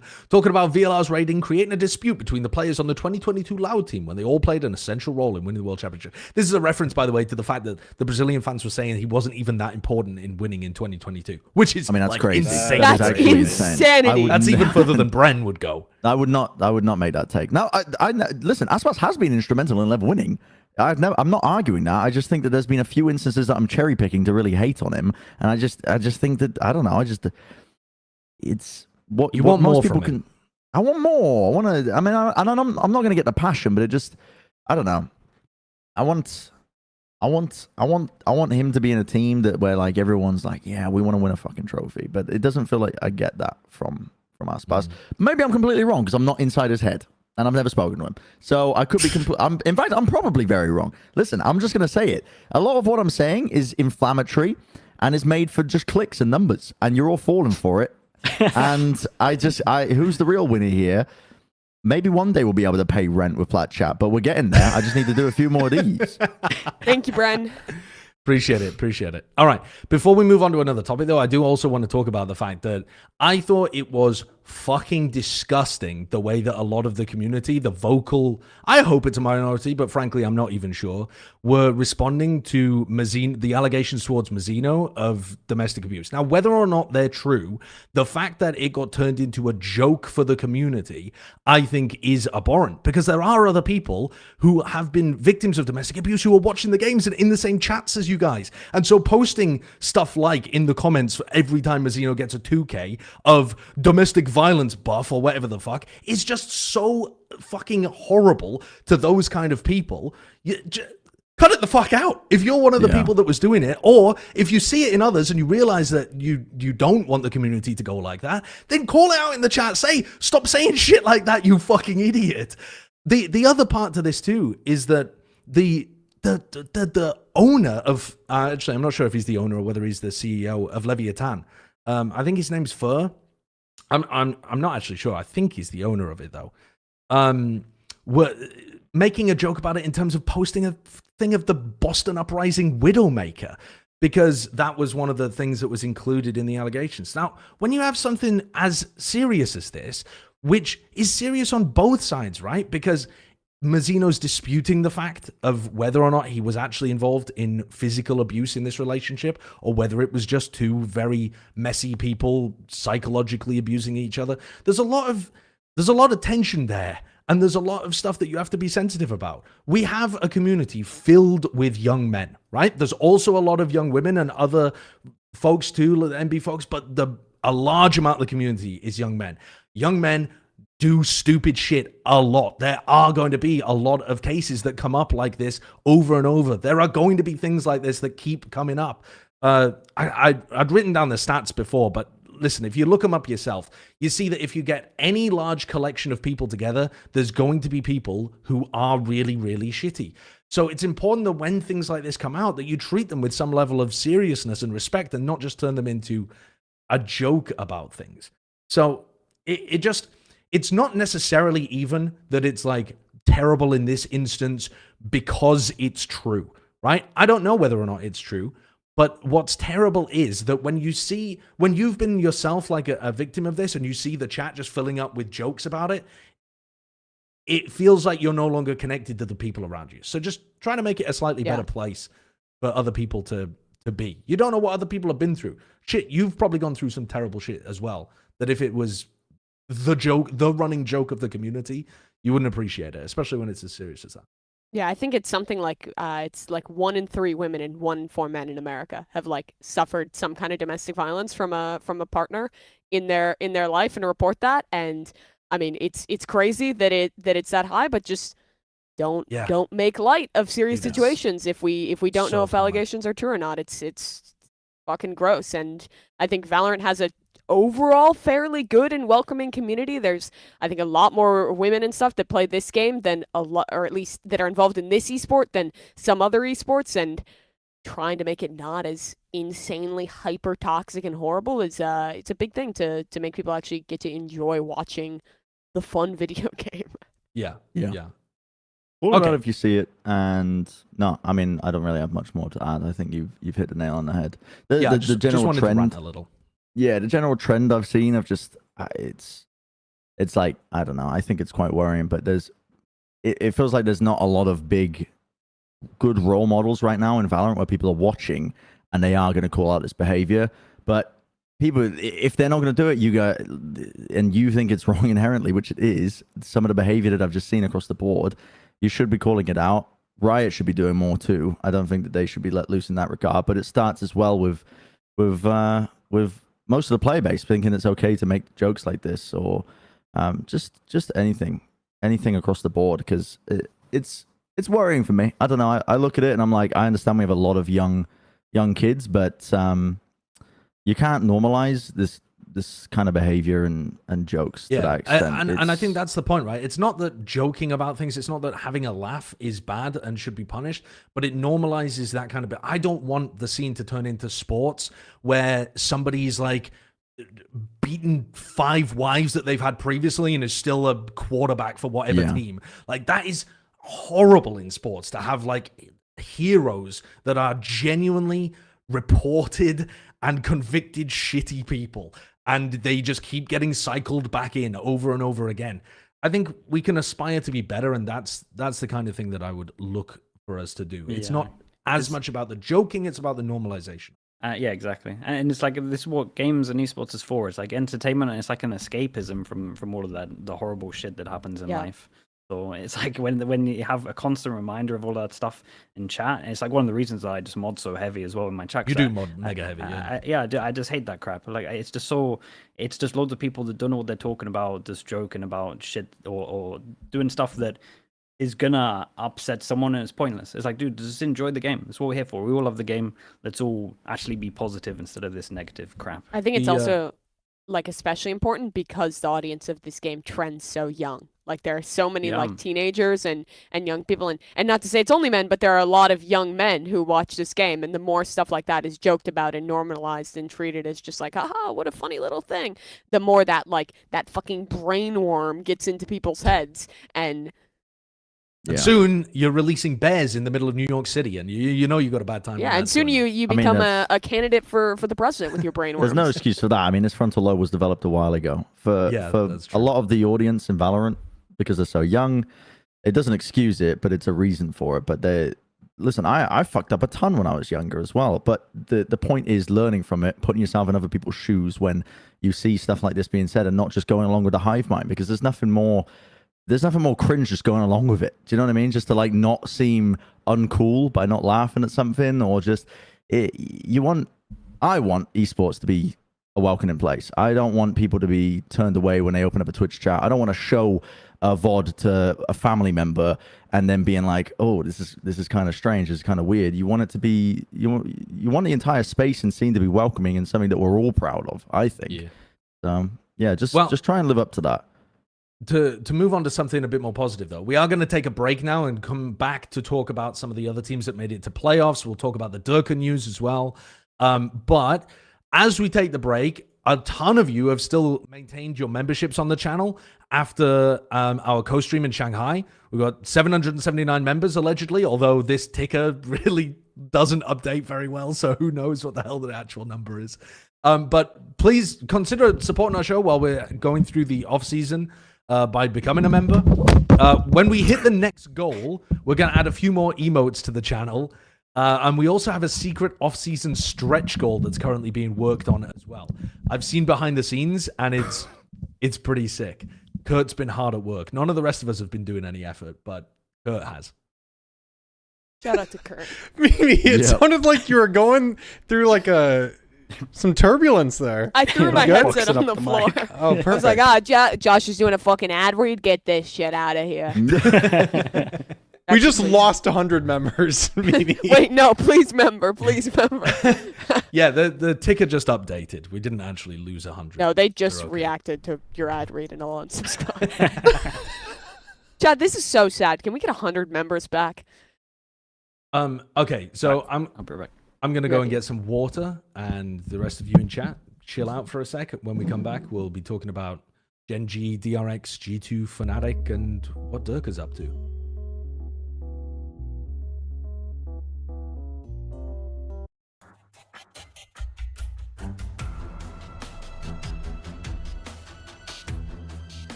But yeah, welcome to member, everybody. I think we'll add a new emote at 700, and yeah, I'm not gonna go into super detail, but I'm building a game show similar to another game show called Jeopardy that we can do during the off season, and it should be pretty good.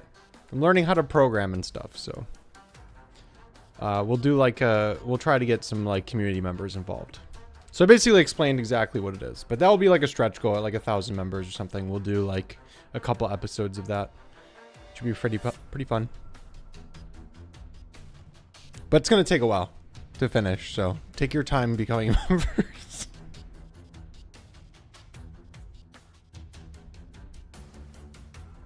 Yeah, I know other people have already done Jeopardy, but they used a website. I'm using... It's going to be like about as high quality as you can get for an online show, Jeopardy. And customizable as well, yeah, right? Like yeah, it's pretty good. You know how like actual Jeopardy has like videos and images and stuff sometimes, like when you select something in like Double Jeopardy, all the animations and all that. I'm trying to make it all happen, so it's not going to just be some like this went from secret to not secret very quickly. Yeah, I'm excited. I've spent like the last week working on it, so I want to talk about it. But it's going to be good. I feel like when you say it's Jeopardy, you like, if you've seen like online Jeopardy, you immediately default to that, and it might not be as interesting, but it's going to be good. Trust me. Just trust. We got some really tough questions like, when were we doing these? I think it was last off-season. People were running quizzes at the end of the year of like some insanely tough shit. Yeah, I'm not sure what the level of difficulty I want to make the Jeopardy. I don't even know what guests we should have, but I would love to get some community members if they're interested. Yeah, that would be sick. I'll beat the shit out of You should be the host, Josh. Oh, well, I'm not Who should be the host? Who would be the host of Jeopardy? I think you'd be a great host. You have to wear a suit though. That's the only requirement. No, don't worry. I can wear a suit. I have a suit somewhere. I have my wedding suit. That'd be awesome. Also, what do you guys think the next emote should be? I think we got to do a Mimi emote. I got to ask her permission to find the worst possible screenshot of her to make an emote. Yeah, I think that'd be a good. Mimi, Sliggy, TMV. Who else is on a lot? Oh, TMV just in a puddle of oil. That guy needs to oil the fuck up. Everyone's saying it. Everyone's saying it. I don't even know why. I can't remember why. Something to do with Sentinels, probably.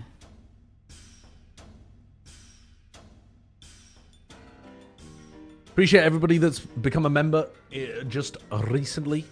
Angus, Alexander, Pepperoni, Tony, Victor, Syrup. Real quick, sorry to interrupt, Joe.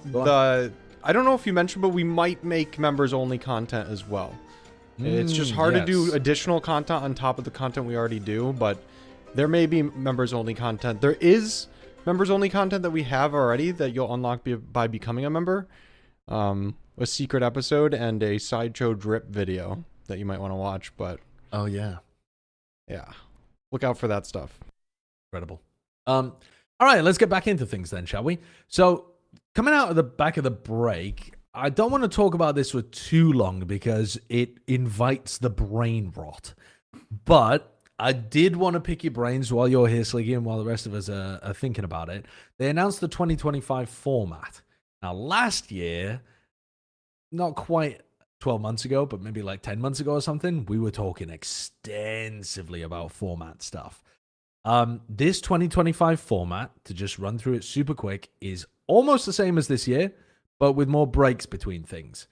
And it works slightly differently in a couple of regards. Like Stage 2 has, it's separate from Stage 1, so it doesn't have that like holdover. And the kickoff tournament thing, which I'm not even sure they're calling kickoff, but it's basically kickoff, they said is double a limb. It's just one big double a limb tournament, which I think is kind of cool. But is that the change that you were looking for, Mr. Slug? No, not really. not really, but I'm also it's also a step in the right direction. Like I think my main thing is I'm such a big LCQ, like last chance qualifier believer. I think it just makes everything make sense. Like obviously they're changing Stage 2 now to not carry the results of Stage 1 because they want Stage 2 to matter, because they want teams and supporters of teams to still feel like they have a chance coming into the end of the year. That's like the main reason for it. But just do LCQ, dude. Like, you should just do LCQ if you want that. But I will say, the kickoff tournament, I'm okay with it. I'm not a massive fan of the 8 teams to Masters. I would like it. I would like just both to just be 12 teams, and we get 3 from each region. So I'm hoping the champs points kind of don't go too heavy for the first Masters, because again, it can be a little bit weird with like all the roster changes, and then you got straight up double a limb, and then you got a seed off last year, even though most of the teams have changed.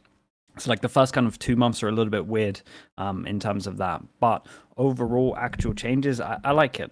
I think it's good. We get 1 extra game because obviously there's a new team into all of the leagues, so that's cool. And we got rid of that crappy single a limb in playoffs, right? So maybe there's a potential of a team playing 3 extra games this year than they would have last year, because we don't have that singular limb in 2 playoffs, and we now have that extra team. So that's pretty good. 3 extra potential games is cool. And just having the break in between, it means we get to see better Valorant. Teams can actually have time to change their stuff up and approach new stuff, and that means that we just get to see cooler shit. And that's good. There is a small element of RNG now, which I don't like, but it's also not too bad. So Split 1, and split 2 don't carry over. So when you get to split 2, you could have an easier group, right? You could say if you're an EMEA in your group, you could have like Koi, Giants, and Gentlemates, and you would have an easier chance of getting to playoffs. But at the same time, it's still 8 of the 12 teams in playoffs. You would still have to kind of battle it out. So I think even though there's a small element of RNG, it's not that bad. Yeah, I think the biggest thing is just having that gap between events for the top teams. I mean, they were talking all year about the burnout. I know we felt that, not even having to like do the same level of like anti-starting stuff like that the teams have to do going into these events, which is how insane it was to like one stage would wrap basically a week later, if even that, you're flying to the next event. Then if you go all the way to the end of the tournament, you're basically coming right back, playing again into stage 2, then you're playing again into champions, and the season is ending in midsummer. It was absolutely ridiculous. So I think that's the biggest thing, which will make the Valorant better. It'll make the lives of the players better. It'll make the lives of the staff better. And I think it'll also make the being a viewer easier, because you have more time to digest stuff. You have that little bit of a gap to get more excited about the events. And honestly, that was the biggest complaint that I think was causing the most issues this season, and that being fixed, I think, is just huge. My problem with this system is that, so one of my big things that I liked about this year that a lot of people didn't was that stage 2 was essentially the end of a big single round robin. So even you had a break in the middle, which isn't exactly ideal, but there is no strength of schedule problem. The teams that made it to stage 2, maybe you could argue there's a strength of schedule issue in terms of like certain teams peaked here, certain teams peaked here, but you played everybody by the time you got to that playoff. And that is no longer going to be the case. You're going to be judging teams making it to playoffs after they've played 5 games, right? So that doesn't seem like a large amount to me to really figure out who the top teams are. And it does mean that whoever's in your group actually makes a massive difference to whether or not you're going to make it. I like that they've increased the playoffs to 8 teams. I think that makes all the sense in the world when you have 12 as a total. But I'm a bit concerned about that. And I think that will be a big narrative next year, is like, we got unlucky having this guy in our group or whatever.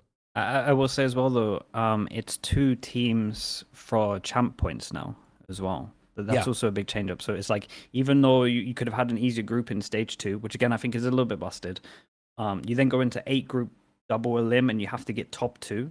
Like, because if you got an easier group, I guess you haven't had like the best year. If you're trying to think of like a fluke team making it, the chance of a fluke team actually getting top 2 in playoffs, it probably won't happen. Yeah. It and I think that actually makes stage 2 playoffs better. You remember how shit stage 2 playoffs were this year for like every region? Basically, all the top teams for champs had already been decided by the time you get to the top 4. At least this time they actually have to fight for the grand finals. We had like that super weekend where it's like all the regions are playing, and like my energy levels were at an all-time low, because I'm like, well, it's just seeding. Like, we know who's going already. Like, there's no game that matters. Now that it's top 2, that's cool. Especially bad in EMEA, where they were playing for the Lego trophy.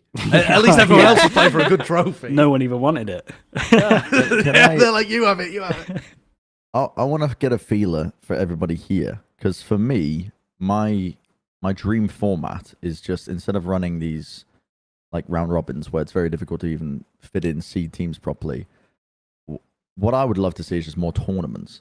Just tournaments to qualify teams for the Masters events, like kind of like what we had in 2021, where like can you imagine a format where it's like, I don't know, you have like a triple elim bracket just like leading into the second event of the year, and it's just, instead of having like a grand finals, you just have like first seed team that comes in at the top, second seed team, third seed team, and it's just like multiple chances each way, because I think that it's easier for viewers to follow, and because they just know tournaments already, and you just follow your team going through the bracket. You just know what their upcoming matches is. I don't know. I mean, that is kickoff for 2025, basically. Yeah, right? but it's double eliminate. Yeah, but it's double elim, but only the top 2 teams are going. So that would be what you would be suggesting. I think we'll see at the end of what is the first Masters tournament next year. Bangkok. Where is it? Bangkok? Is that the one? Bangkok, Right. Toronto, I think Paris. I think that's right. Yeah. Okay, so at the end of Bangkok, I feel like we'll have a really good idea for like how people feel about your suggestion, Brent. Because I we'll just have like tournaments. lived it. I like tournaments in general. I think it's like we've already opened up the topic talking about. At the end of the year, this year was just all the excitement was drained out of it. I think if you have a fresh pair of eyes into every stage of the teams qualifying, it's like a new look. Teams feel renewed and rejuvenated. I think heading into stage 2, there was a lot of teams where because their progress had carried over in stage 1, felt like they had just given up when they got into stage 2. But they shouldn't think like that because they still had a chance, but they had to win out.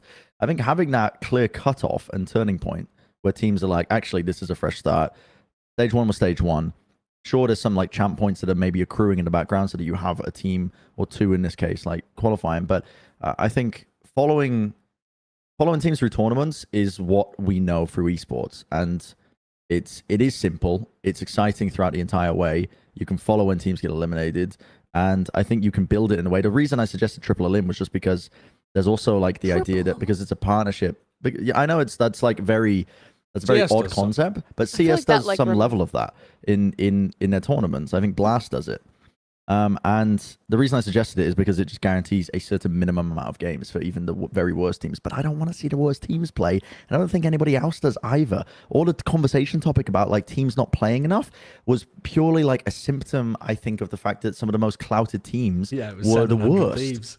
Yeah, like and this year, I don't much. think people are complaining about it because it was like MIBR, and then next year, if one of the top teams ends up being shit again, people are going to complain about it again. It's just the cycle of how it works. Just your team has to get better. But sorry, go ahead. I'm done. I was just gonna say it's just a big improvement. Like I think 12. Yeah. If we think of January to October, but then the actual season is like what, January to end of August maybe. Like 12 games in the space of that, it's not too bad. Like considering there's big tournaments, that's like the minimum you're gonna play, and it's your own fucking fault if you're that shit that you have to play 12. I completely agree with that. Just stop complaining. Based from Sliggy, let's move on to a team that was playing in every major tournament. Then let's start talking about some of the playoff teams that didn't make top 4. Wait, psych! This team didn't even make playoffs. Gen.G, that's where I want to start. God. This team had a chance of becoming the greatest of all time roster. They had made it to every single finals they could have possibly made it to, which is something that I think only FNATIC had previously been able to accomplish up until Champs.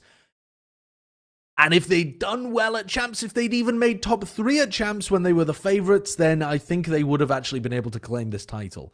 Possibly. I mean, maybe it would have required a win, actually, because FNATIC did go back-to-back and lift 2 trophies. But the point being, this was a big surprise, them going out in groups. Do you think it was just inevitable that there was going to be a slip-up at some point for a team this consistent?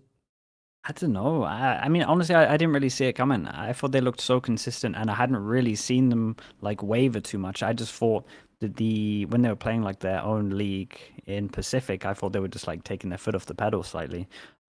This is the first time, right, that they've been in the actual lower bracket. Like they've lost a game and then they're like facing elimination, right? It's like the first time where they've kind of, because normally they've been in the situation where they're having like a okay run, and then if they lose, it's like, oh, it's okay, we would come second. I think being in the lower bracket and being like on that elimination game, it does hit it really hits different. Like that fear of being like, oh, this is going to be an embarrassment, instead of second's pretty good. Like we don't actually have that fear or like that pressure. Yeah, and I think the pressure got to them. I really do. Like they looked pretty lost. They swept through Madrid up until they faced Sentinels and then choked, to be honest, in the finals. Yeah, and then they completely swept through Shanghai, no losses whatsoever. So going into Champs, the only team that had defeated them on an international level was Sentinels. And then they lost to Heretics and Sentinels here in this group of death. So, and both of those teams ended up being top 4 teams, which you wouldn't have expected, really, but I guess Brent did. It's a group of death, but I'm not sure it's unlucky. I think they played horribly. That Sentinels game? In the last game?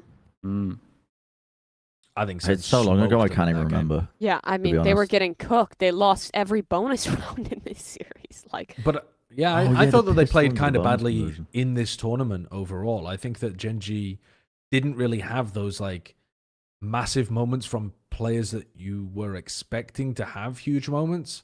Like there were just a lot of situations where you're like, I know Karen. I've seen him all year. He wins these like duels happening on site, and he just wouldn't. And it's not like he whiffed horribly, but it's just he's losing more than he's winning in spots where you expect people like Karen and Meteor to be perfect. That was the level that they'd set for themselves all year, was that they were simply better at dueling people than almost anyone else they went up against. It just proved untrue in these couple games. Yeah. Yeah, I think overall, though, for Gen.G, mad respect to the coaching staff, for one. I think they put in so much work, and they've instilled so many good ideas into Gen.G. They really have molded this team, because at the beginning of the year, I had no hope at all. I knew they were going to have firepower, just naturally, with Texture and Meteor. But I was like, I haven't been impressed with Munchkin's Corner before. And Lackey, I think, has always just been, he's had a lot to prove when he's ever, like, just essentially, he's been riding off of the high of this event, by the way. What's that? He put-hatted. He was he put-hatted. Le pomme de terre. I mean, he wasn't, listen, not looking at the stats, but I mean, he's a great supportive player, but he was really struggling to hold his own, I think, throughout many instances of this year. So yeah, I didn't have, none of us had high hopes, I think, for Gen.G heading into the beginning of the year, but the one thing it really showed me was just, my God, the coaching staff, everybody's talking, I don't know what's going on with Gen.G's contracts, or if they're like these players are up or what, but genuinely, the hottest commodities is the coaching team of this squad for me.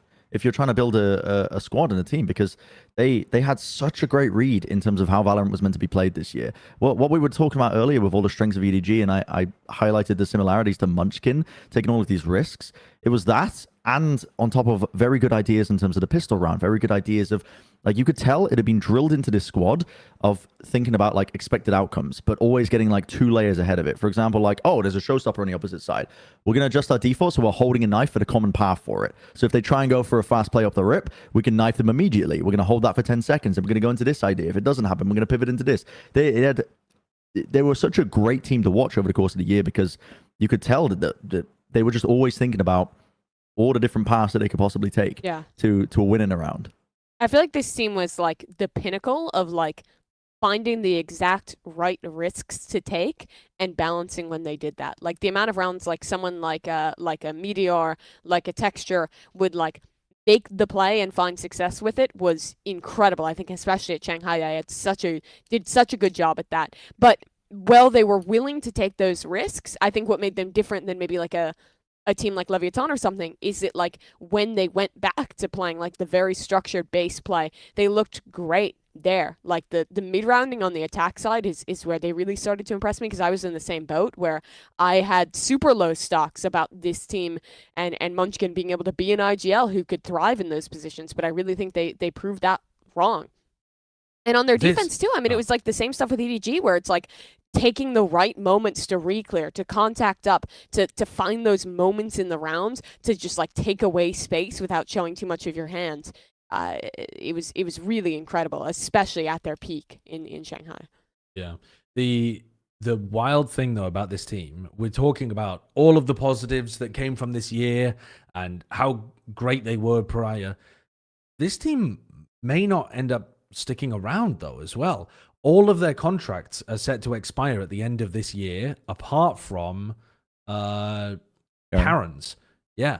So they're in a position where somebody, I mean, DRX have got most of their players on longer term situations, but certainly if anybody in Pacific is looking to try to acquire talent, Gen.G is one of the first places that you're going to be looking. And it's not necessarily that the players will want to leave, but when you're in a spot like this, you've seen it with people like Loud before, the players can just have bids that Gen.G, one team might bid a large amount for Karen, and that's the jewel in their crown.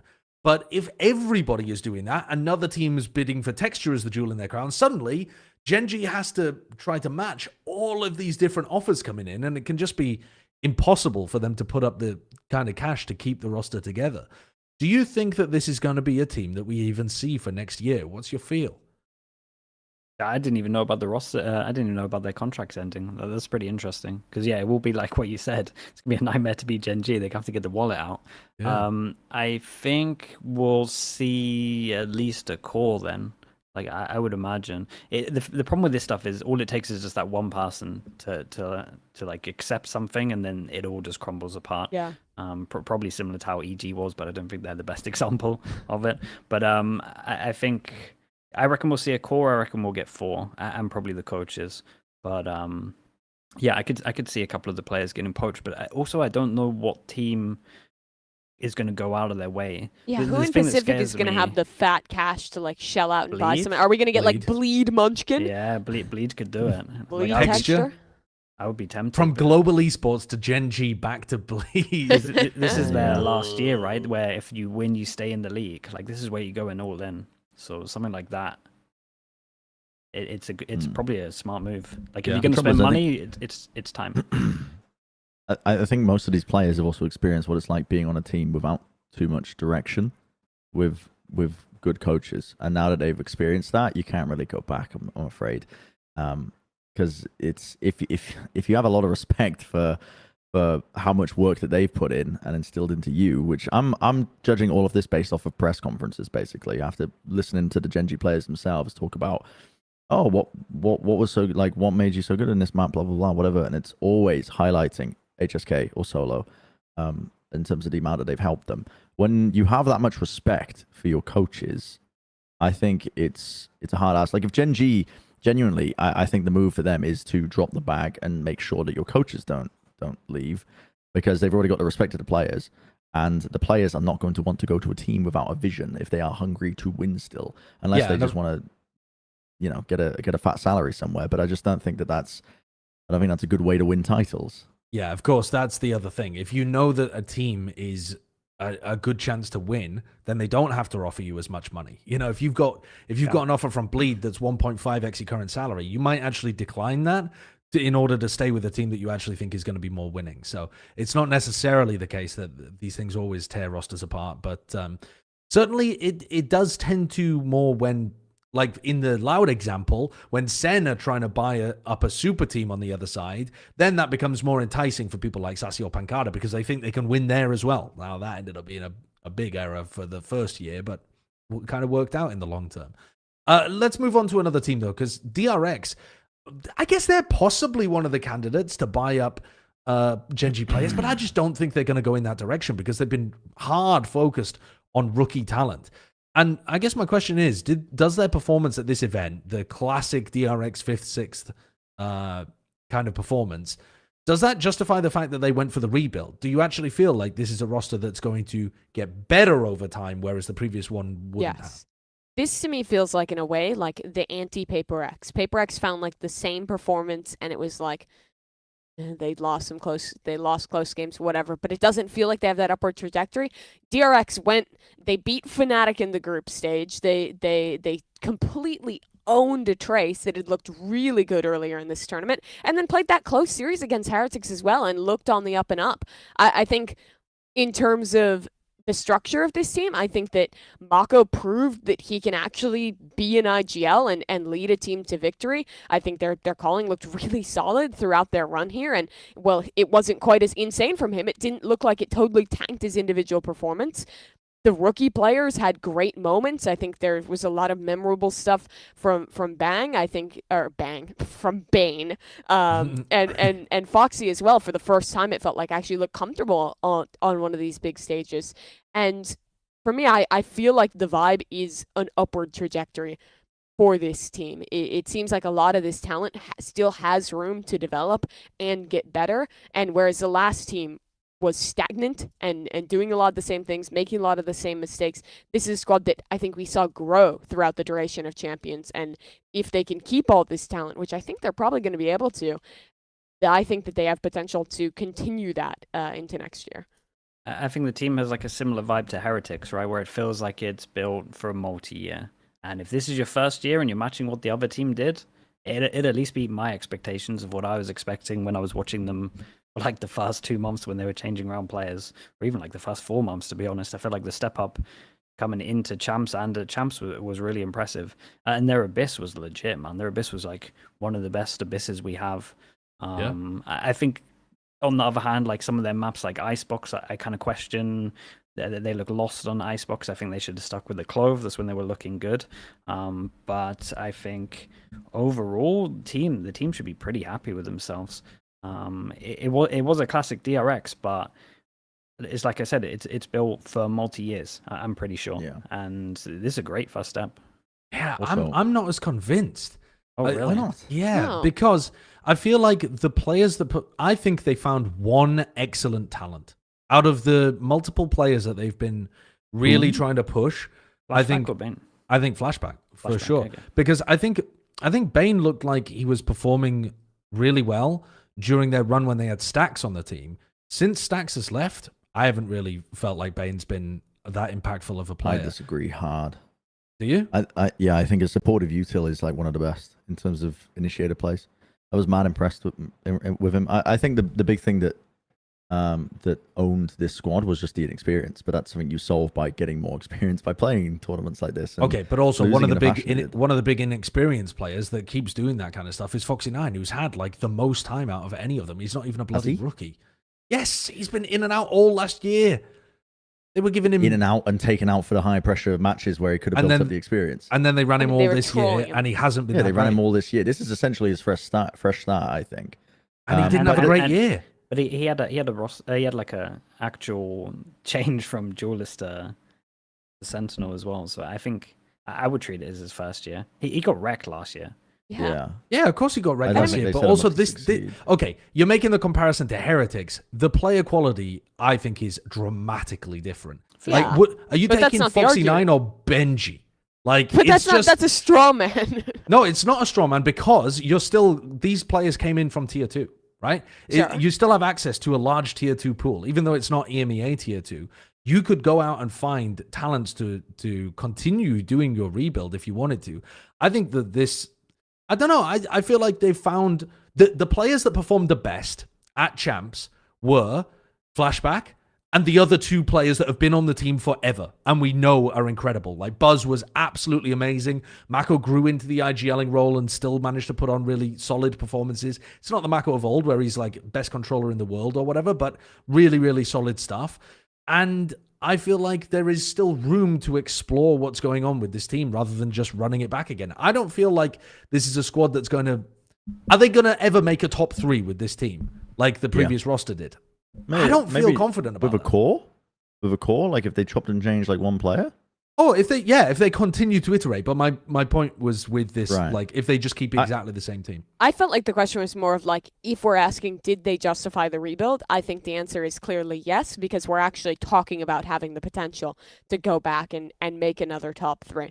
If they have to make a slight change to achieve that, cool. But I think they have found themselves a core that has a much higher ceiling than what they had before, which I think Heretics is the exception in that they went on this crazy run in their first year. I think that DRX did exactly what they need to for the first year with a team who took these risks and invested in rookie players and tried something new. Fair enough. Yeah. Also, mad respect to Mako, who... I mean, I'm pretty sure I don't think they really consulted the players in terms of them getting rid of Stacks as much because it seemed like they were quite upset about it. But Michael was surprised as well. He had to fill into the shoes of IGLing after not doing it before. I've seen so many players try and do that. It doesn't matter if you're one of the best players in the world. Ethan tried to do it.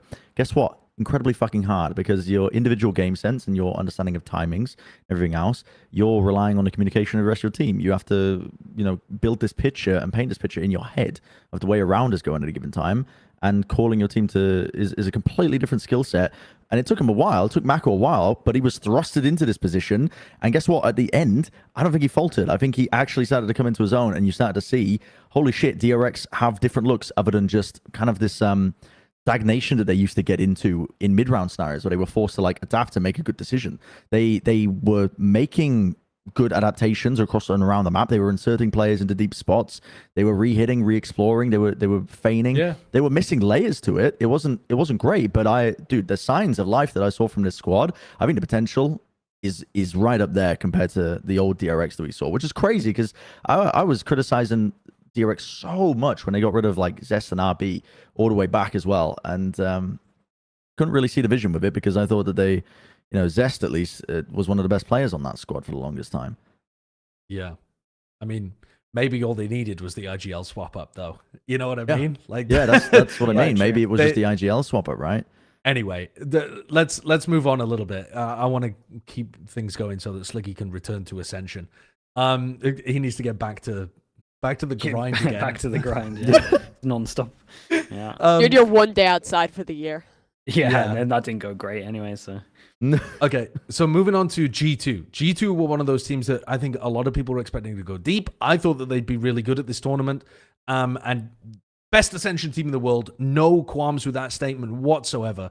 And yet, going out in the first round of playoffs, or was it the second round of playoffs? First round, first round, 7th, 8th. I think is a little under what should have been expected based on what they did at like Shanghai and what they were doing regionally, etc. Yeah, I think I mean, you would expect them to beat Lev just because of the matchups before, but I don't know, man. They had Lev and FNATIC, and I think they only played bad like one map in my opinion. Like I think they got wrecked on Abyss here, but I don't think they played like too bad on this one. Their Haven was very rough against FNATIC too, but that's also against FNATIC's Haven. But they were also against like the alpha ISO having like an insane game. He ulted like 4 times in the first half and like won every one of them. 10 fast kills or something crazy. But I also think that was a bad game plan. Like they just let him free farm. Yeah. My issue when people play against that comp is like the ISO is a Phoenix. And if it was a Phoenix, your game plan would be to stop them picking up orbs. But because it's an ISO, you just let them free farm for some reason. So that's like an issue that they did. I still think it's a good year from them, but it's definitely an underperformance in terms of like the potential that they could have had. Because they're one of my top teams to like win this. Yeah. But I wouldn't be too worried about this. Well, it's not necessarily about being worried, but I think it's about stability of the roster again. If we wanted to talk about bringing it back to this, I mean, it's the off season and the Icy pickup has been pretty heavily looked at the entire year. There were definitely moments where Icy dominated and that seemed to push them over the line. But is there room for G2 to continue to experiment and not mess things up, but just to improve? I think the system is so good that if they did want to swap someone else in, I wouldn't be worried about it working. I think it's just a question of we and like the community generally can talk as much as we want about like, is Icy good enough? Was the underperformances enough to justify like cutting him and trying something else? And I think that there is a strong argument to consider it. But at the end of the day, if they feel like he is playing the way they want within their system and has gotten comfortable, has gotten confident enough on the stage and they want to stick with him, then they have proven that they're able to find success with him and that he is able to fill the slot that they want. So I think it's really a question of like, what is the team's direction? Because I don't think that keeping Icy would like completely stunt their possible growth, but I don't know.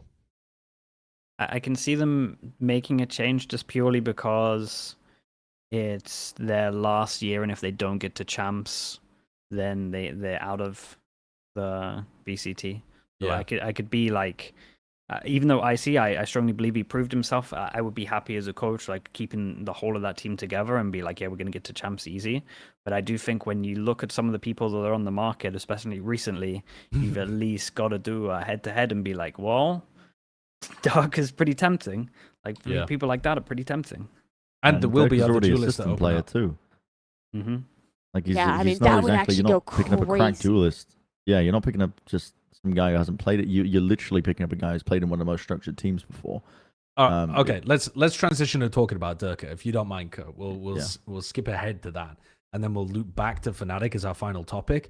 But go on, Brent. What's your point here that Derke isn't a crazy crack duelist player that's gonna? Well, he is a crazy crack duelist player. He's had years of experience being put into one of the best systems I think that Valorant has ever seen since FNATIC's inception. Credit to the coaching staff for that. And credit to Boaster as well, I think, as the IGL as well, because they put in a tremendous amount of work in terms of having good ideas, playing very pretty Valorant. I love watching it. I think it's great. Unlike one team that I'm not going to get onto the same shit about. But the point being, Derke is a smart player and he's played inside that, and we know that he's incredibly talented as well mechanically. So he would be an upgrade over Icy in my eyes, because if you're trying to weight him up in terms of firepower, I think Derke does have the advantage in that regard. He plays a variety of different roles as well, if that's what they wanted for him. I mean, I'm sure he could pick up like the Gecko in some of the comps, but they've got Icy running that as well. But yeah, that's your main concern if you're G2 trying to pick up an upgrade, which would be, are they going to be able to adhere to this kind of system? Derke, I think, would be able to do that in a heartbeat. But in terms of where he ends up, dude, yeah, I don't know. He should be a hot commodity on the market. He really should. G2 makes the most sense because we were just talking about it, but I mean... He also said that he wanted to move to Americas too, right? I mean, to wind back a little bit, to zoom out again, America's salaries, I believe, are still way higher than EMEA salaries in general. Now, I know that this was true a year ago. I'm not sure whether it's still true. It's still true. Okay, it's still heavy true. You're looking like double, really. Yeah. So that's a huge incentive for teams to, for players who are super comfortable with English and have that level of pedigree to jump ship and try to go over to play in Americas as well. Now, I don't see a world personally where FNATIC decided to drop Derke for any kind of like performance-based reason or whatever.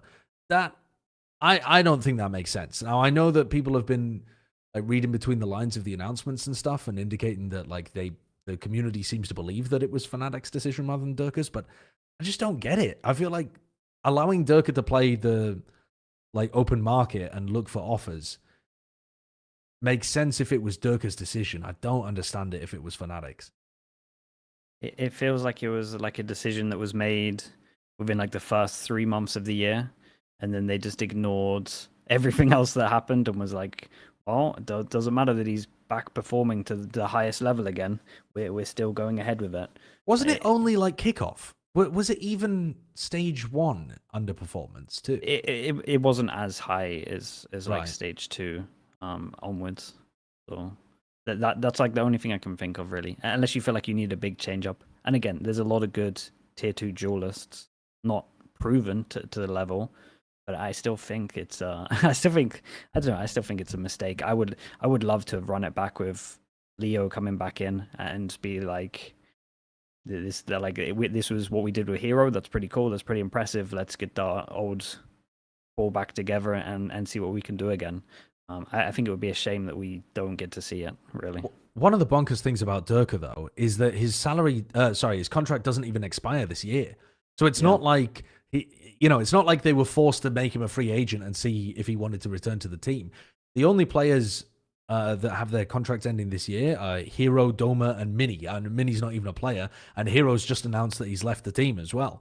So they had the rest of the team until 2025 contract, and they've decided not to run it back, or somebody. So strange. I'm really confused. They're gonna find another player from like Fireflux Academy and pick him up. I mean, they are actually looking at Zeus, are they not? I thought that was the report recently. That is the rumors. Yeah. Yeah. Which, again, Turkish duelist player talent. EMEA tier 2 talent, like in terms of the players, it's so fragmented. It feels like you need to like hire a fucking specialist archaeologist who just like deep dives into the regions to even have a clue because of how spread out it is. Like, I remember we would do these like at the beginning of this year, we were talking about some of these teams and they're picking up these players and we're like, who the fuck? I don't know. Like, maybe, I don't know. Where did they find these guys from? When we said that about Alpha, yeah? It's like, yeah, like Alpha. I remember we were saying it about Heretics at the beginning of the year. Well, part like of the all problem of too is there aren't even VODs for a lot of these players. Exactly. Like, when we were talking about bloody oh man, that's embarrassing. I can't even remember his damn name. What is Forsaken's brother called? Excurate. There we go. Excurate had one VOD of him playing Raze in the last year after he got signed, and it was one map on Bind playing Raze. Like, you can't know how good a player is when they don't have, a level of exposure like that. He at least had like the CS history, but like some of the others are crazy. But if you guys watch, man, yeah, you should watch after this. But they're probably playing now. This Pacific team that came up through Premier in the Turkish region and beat all the Turkish teams. Team is crazy. This team has they have like 3 players that you're looking at them and you're like, well, that guy's Wu, that guy's the next alpha. Like there's so many. Been playing against them in ranked, I think. Yeah, I've been trying to get to Immortal in APAC, and I'm literally Sisyphus. I just can't escape Ascendant 3. I'm hard stuck. I'm genuinely the hardest stuck I've ever been. I can't. Dude, I got to Immortal 3 times in NA. I can't do it in APAC. They're just built different out here. Yeah, they're too good. Yeah, they're just built different. Are there any other obvious teams that Derke could go towards? So the way that I view this is because probably America's teams are going to be interested, right? So you would say NRG, G2, something like that. I don't know what's going on with NRG. That means that the salaries are pretty high, which means that the EMEA teams would have to match that. Same with the Pacific teams. So maybe Bleed is there for Pacific. I wouldn't say any other team, really. And then that kind of whittles down a lot of the EMEA teams to like Vitality could probably afford it. Liquid could probably afford it. But they still have a duelist inferior in terms of Kiko. And dude, I think that's it. K-Corp, they have money. I mean, why would it comes down to who has money as well? Yeah, and they have multiple duelists. Yeah.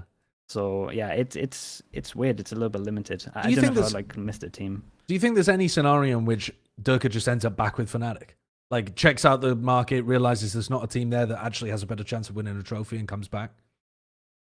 I mean, this is all assuming, by the way, that it was Derke's decision to leave, which I'm just going with because I feel like it would be weird the other way around. I feel it would be illogical if it wasn't. But it could be FNATIC decided to get rid of him, and then this whole scenario is just Derke's secretly a horrible teammate after 3 years. Like I don't know.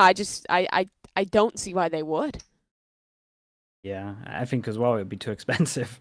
And they kind of wrecked themselves by letting him explore it and be like, wait, I can get this much from here. Yeah. Yeah, I think it's low. It could be like what you were saying, that it's like you could go back and you know the team's really good and you're going to get like top 4 at an event in the year. But yeah, it's hard. Okay, let's talk about FNATIC more generally then.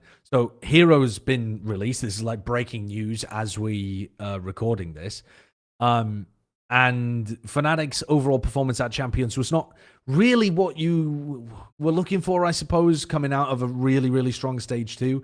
I felt like even though Derke popped off at the tournament, Alpha only had 1 or 2 maps where he looked like prime Alpha that we'd been seeing.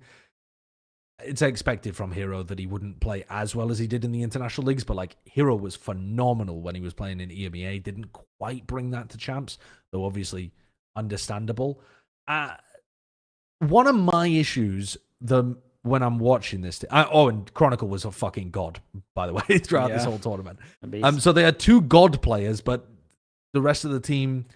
But my issue with talking about FNATIC is that I don't feel like it is an individual issue at all. I am starting to come to the belief at the end of this year that it's their approach to the game, which comes down, I think, mostly from Boaster, which is getting left behind just a little bit.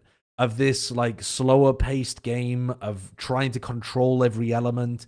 And I think we're headed towards, or have been headed towards this whole year, a slightly faster paced, trying to create as many win conditions as you can. When you get into an advantage, actually closing out the advantage proactively rather than just leaning back on the 5v4 or leaning back on the post plant. These kind of ideas, I think, are coming more to the forefront.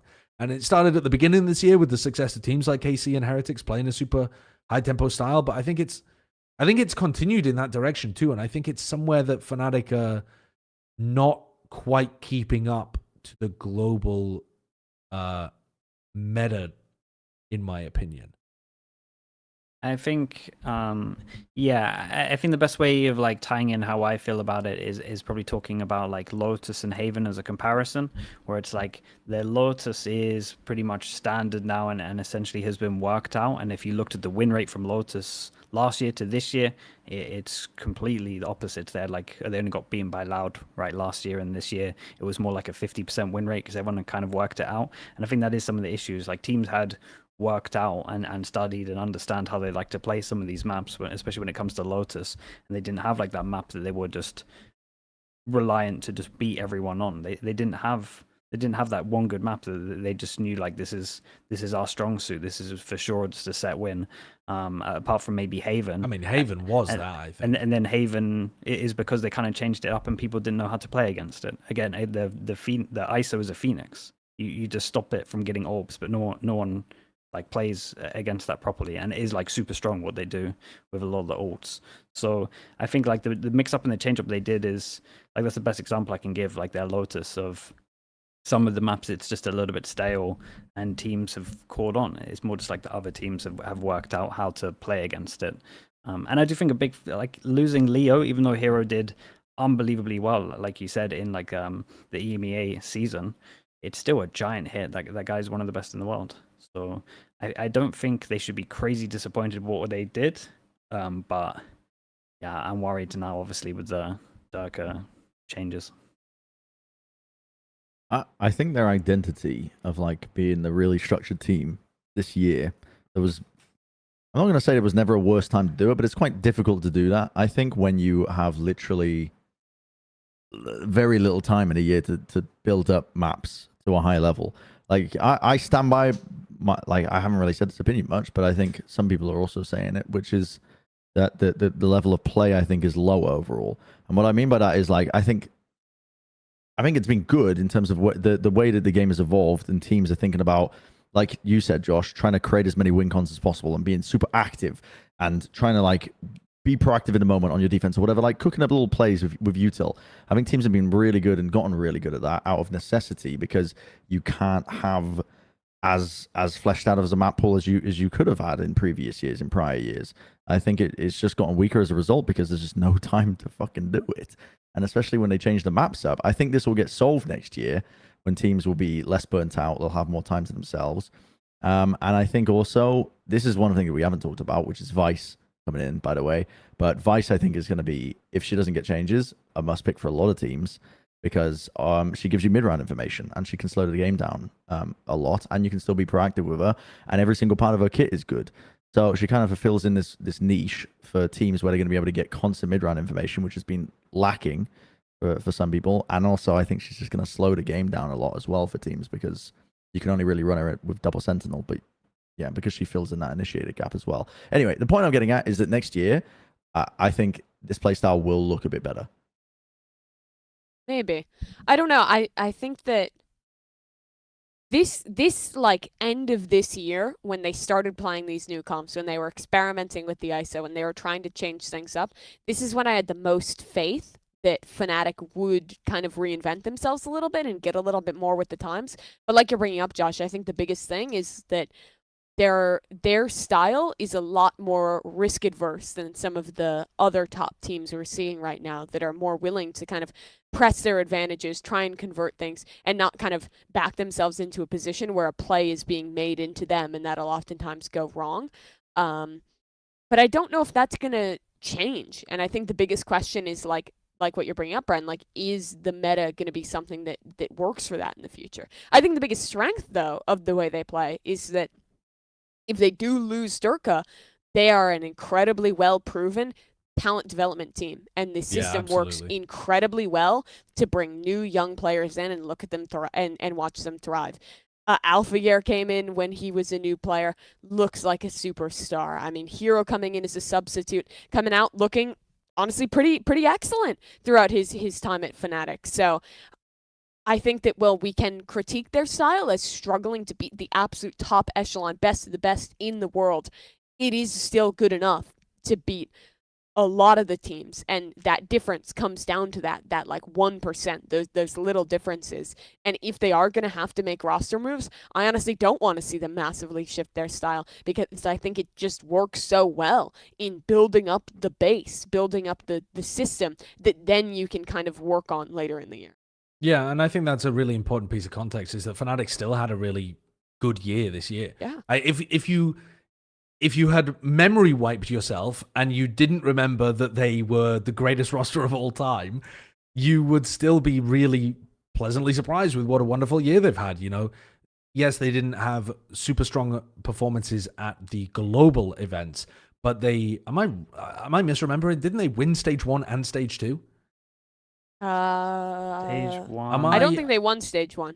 I'm trying to remember. No, they did. They won stage 1 and stage 2. You're right. Right. Yeah. I like on a And they made the finals of kickoff, but kind of choked to liquid. No, they didn't make the finals of kickoff. That was that was last year. That was I'm trolling. Wait, how did they do in kickoff? They didn't do well in kickoff. The beginning of the year was not good for them. Yeah. It was Heretics and Karma Corp in the finals of kickoff. Yes. But yeah. So did they win stage 1 and stage 2? Yeah. Yeah, so like domestically, they still did really, really well. They found the right times to peak. They got the wins when they needed them. They didn't really perform that great at Shanghai, and they did actually perform fairly well at Champs. It's just not as strong as we were expecting, maybe, judging by the momentum that they took in EMEA. So yeah, with additional context for sure, but there is a potential that this team could end up being a bit of a farm team, right? Of leaning into the scouting and not being the super team. If Derke's loss ends up cascading into further people leaving FNATIC, I agree there wouldn't be any reason to think that FNATIC would be going mega downhill because their scouting's excellent, but it would be a different identity for the org. I think it just has to come down to shifting expectations from being the like super team that is the giant of the game and is killing everyone to be a team that is one of the absolute best in Europe and can go on those runs internationally. I think if they're losing Derke and they're back to having to develop new talent again, I don't know if what Leo's situation is, if he's going to be able to come back next season. I think it will be a shift of expectations, but I think with all of that considered, with the roster changes, with Leo not playing, being considered, I think calling their year like a failure or an underperformance would be a mistake, because I think they really did show up towards the end of the year and just kind of lost some close games to go out of champs. It's not the worst business model as well, just picking up new people and then just selling them a year, like after their contract's done, to other people for more. Like, if you actually think of like business wise, instead of, like you were saying, just lower your expectations of them winning like a back-to-back. Like it's good for the org if that's the route that they want to take and they can do it successfully. I mean, if you want to talk about that, Derke is still under contract, right? He hasn't been completely released, so he's got a buyout. Yeah, that's what I mean. Yeah. So they're gonna fleece some NA team. Yeah, Leviatán is paying the fucking U.S. military budget to free Derke from FNATIC. Yeah, I feel like maybe that's one of the scenarios we should have discussed, is that nobody's willing to pay the buyout, so Derke ends up going back to FNATIC anyway. Like, okay, I don't know. You sell Derke for like $500,000. Think about how many young Turkish players you can sign for that cost. What if FNATIC just sign a Turkish team? That's what I mean. Just fund the academy team. It's Boaster and 4 like 17-year-old Turkish players. Just go into ranked, queue on the Turkish servers, get like a Radiant Elo account, and just pick up like 5 players who are farming you, and then call it a day. And that team would every probably time you lose a game, you sign their match MVP. Yeah. Okay. I wish some of the players that I went up against could be in VCT, because I think that there's some prodigies, and I'm assuming you're playing in Ascendant 3. Okay, yeah, you need to relax. These guys, when I see like when we're loading into the game and I see the default banner, like, the default banner, they haven't changed it, and it's just on like Jet or Reyna, I just know I'm in for an absolute. I just know I'm in for it. You know what I mean? Like, I'm just like, this guy should be in VC. They're doing shit I've never seen before. They're reinventing Valorant. I mean, I don't know. They're shooting you. They're just shooting you. But the way they're doing it is crazy. I've never seen it before. Okay. Right, let's release Sliggy back to the content mines. He must go and dig further into the Ascension pit that he's created for himself. Okay, let's end with our final segment. Most important segment. For a man we wish was here, Wyatt's Weekly Award. I'm here representing my client, Wyatt, of Wyatt's Weekly Award. I'm afraid he can't be here today, but he would like to pass on his well wishes and assure you the award will be passed out. I forgot my time moonlighting as a lawyer there. Okay. Yeah, the award. There's no physical award. It's not Better getting call handed out. bald. That's That's a good one. That's a +2, Mimi. You get a +2. Thank you. I would. There's a couple of good candidates actually. I mean, you could give it to the entire region of China. The player that I really want to give the Wyatt's Weekly Award to is Chishu, because I felt like up until that best of 5 grand finals, where Kankan played the best performance we've ever seen, Even up until the smashing last map. records. Sure, yeah. But if Kankan had not smashed every record there was to smash in a best of 5 grand final situation, and maybe they wouldn't have won the event if he hadn't done that, but Chishu was there day in, day out, all throughout that tournament, playing some incredible Valorant, taking risks when he needed to, winning like 70% of his opening duels, which is just crazy. He was playing some incredible Valorant. So I want to give this Wyatt's Week. You can't win the MVP. You can't win $30,000 worth of diamonds on your bracelet. You can't sing some Chinese song to the entire crowd. But Chishu, I would like you to be the recipient this week of Wyatt's Weekly Award. There you are. I fuck with it. I like it. Chishu was my MVP vote in the finals, and I thought I trolled because we had to submit it by the first half of the last map.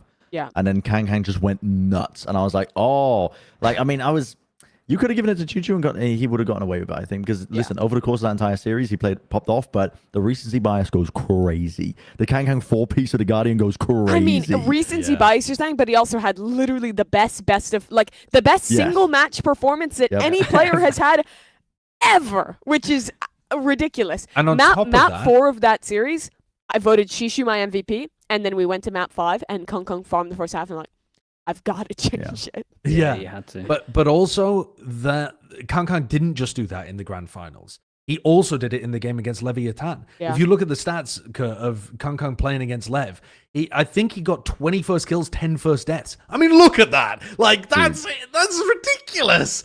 He's like insane. Owning the team that was probably favored. Yeah, but to go and Chishu make had a the higher grand finals. VLR rating, so. Yeah, well, also, that's because he's the GOAT and the winner of the Wyatt's Weekly Award. So there you go. It all evens out in the wash, doesn't it? I'm sure Chishu's super happy with this. That does it for us. That's the final segment for episode 185. Again, thank you for everybody. Too. Yeah, final episode. We're shutting down the show. Thanks for becoming a member. Fucking peace, taking your money. Yeah, we've taken that 60 quid or whatever that people are giving us, and we're splitting it between the company and running away. Each of our $15 is about to pay rent. Let's fucking go. Yep. Sliggy, where can we find you doing the Ascension stuff? Sliggy TV on Twitch, because I can't get the Sliggy at, so just TV at the end. Who's got the Sliggy yet? Dude, he came into my stream the other day gloating. There's no way. No, he didn't. No, he wasn't gloating. But I've been trying to get in contact with him. He just turned up in my stream. And I was like, dude, we need to talk, man. I've been trying to get this for years. So, Sliggy TV at the moment. Hopefully, Sliggy in the future on Twitch. Nice. One day. Oh, and YouTube now as well. I'm a multi-streamer. Yeah, you're co-streaming, right? You're multi-streaming. Nice. And Brennan Mimi, what the hell are you planning to do with your 4 months off? I'm trying to get to Immortal. That's Doesn't your sound like it's going great. Dude, I've been doing that for 8 hours a day for the last 4 days, by the way. Over 8 hours, actually. I've been pulling 12-hour sessions, and I'm not kidding. I'm just hard stuck at Ascendant 3. I'm actually shit at the game. But I am one trick in Vice doing it. So I've learned a lot about Vice, and I'm pretty high. We haven't even talked about Vice at all, but... Have you, no, we'll talk about it next time. Have you tried the Odin? Yeah. The Odin? No, never heard of it. That's your kind of gun. Actual Jehovah's Witness know. turns up at your door. Hello, have you heard about my Lord and Savior, the Odin or the Judge? Sliggy, whenever he watches any team not playing Jet, I could drop 30 playing Odin and Judge against these guys. Yeah, I'm telling you, I strongly believe it. If you're hard stuck, man, if you haven't been playing just Judge or Odin, then you're trolling. Then don't say you're hard stuck. No, I just need to lock in harder, I think. You need to lock in the Odin, bro.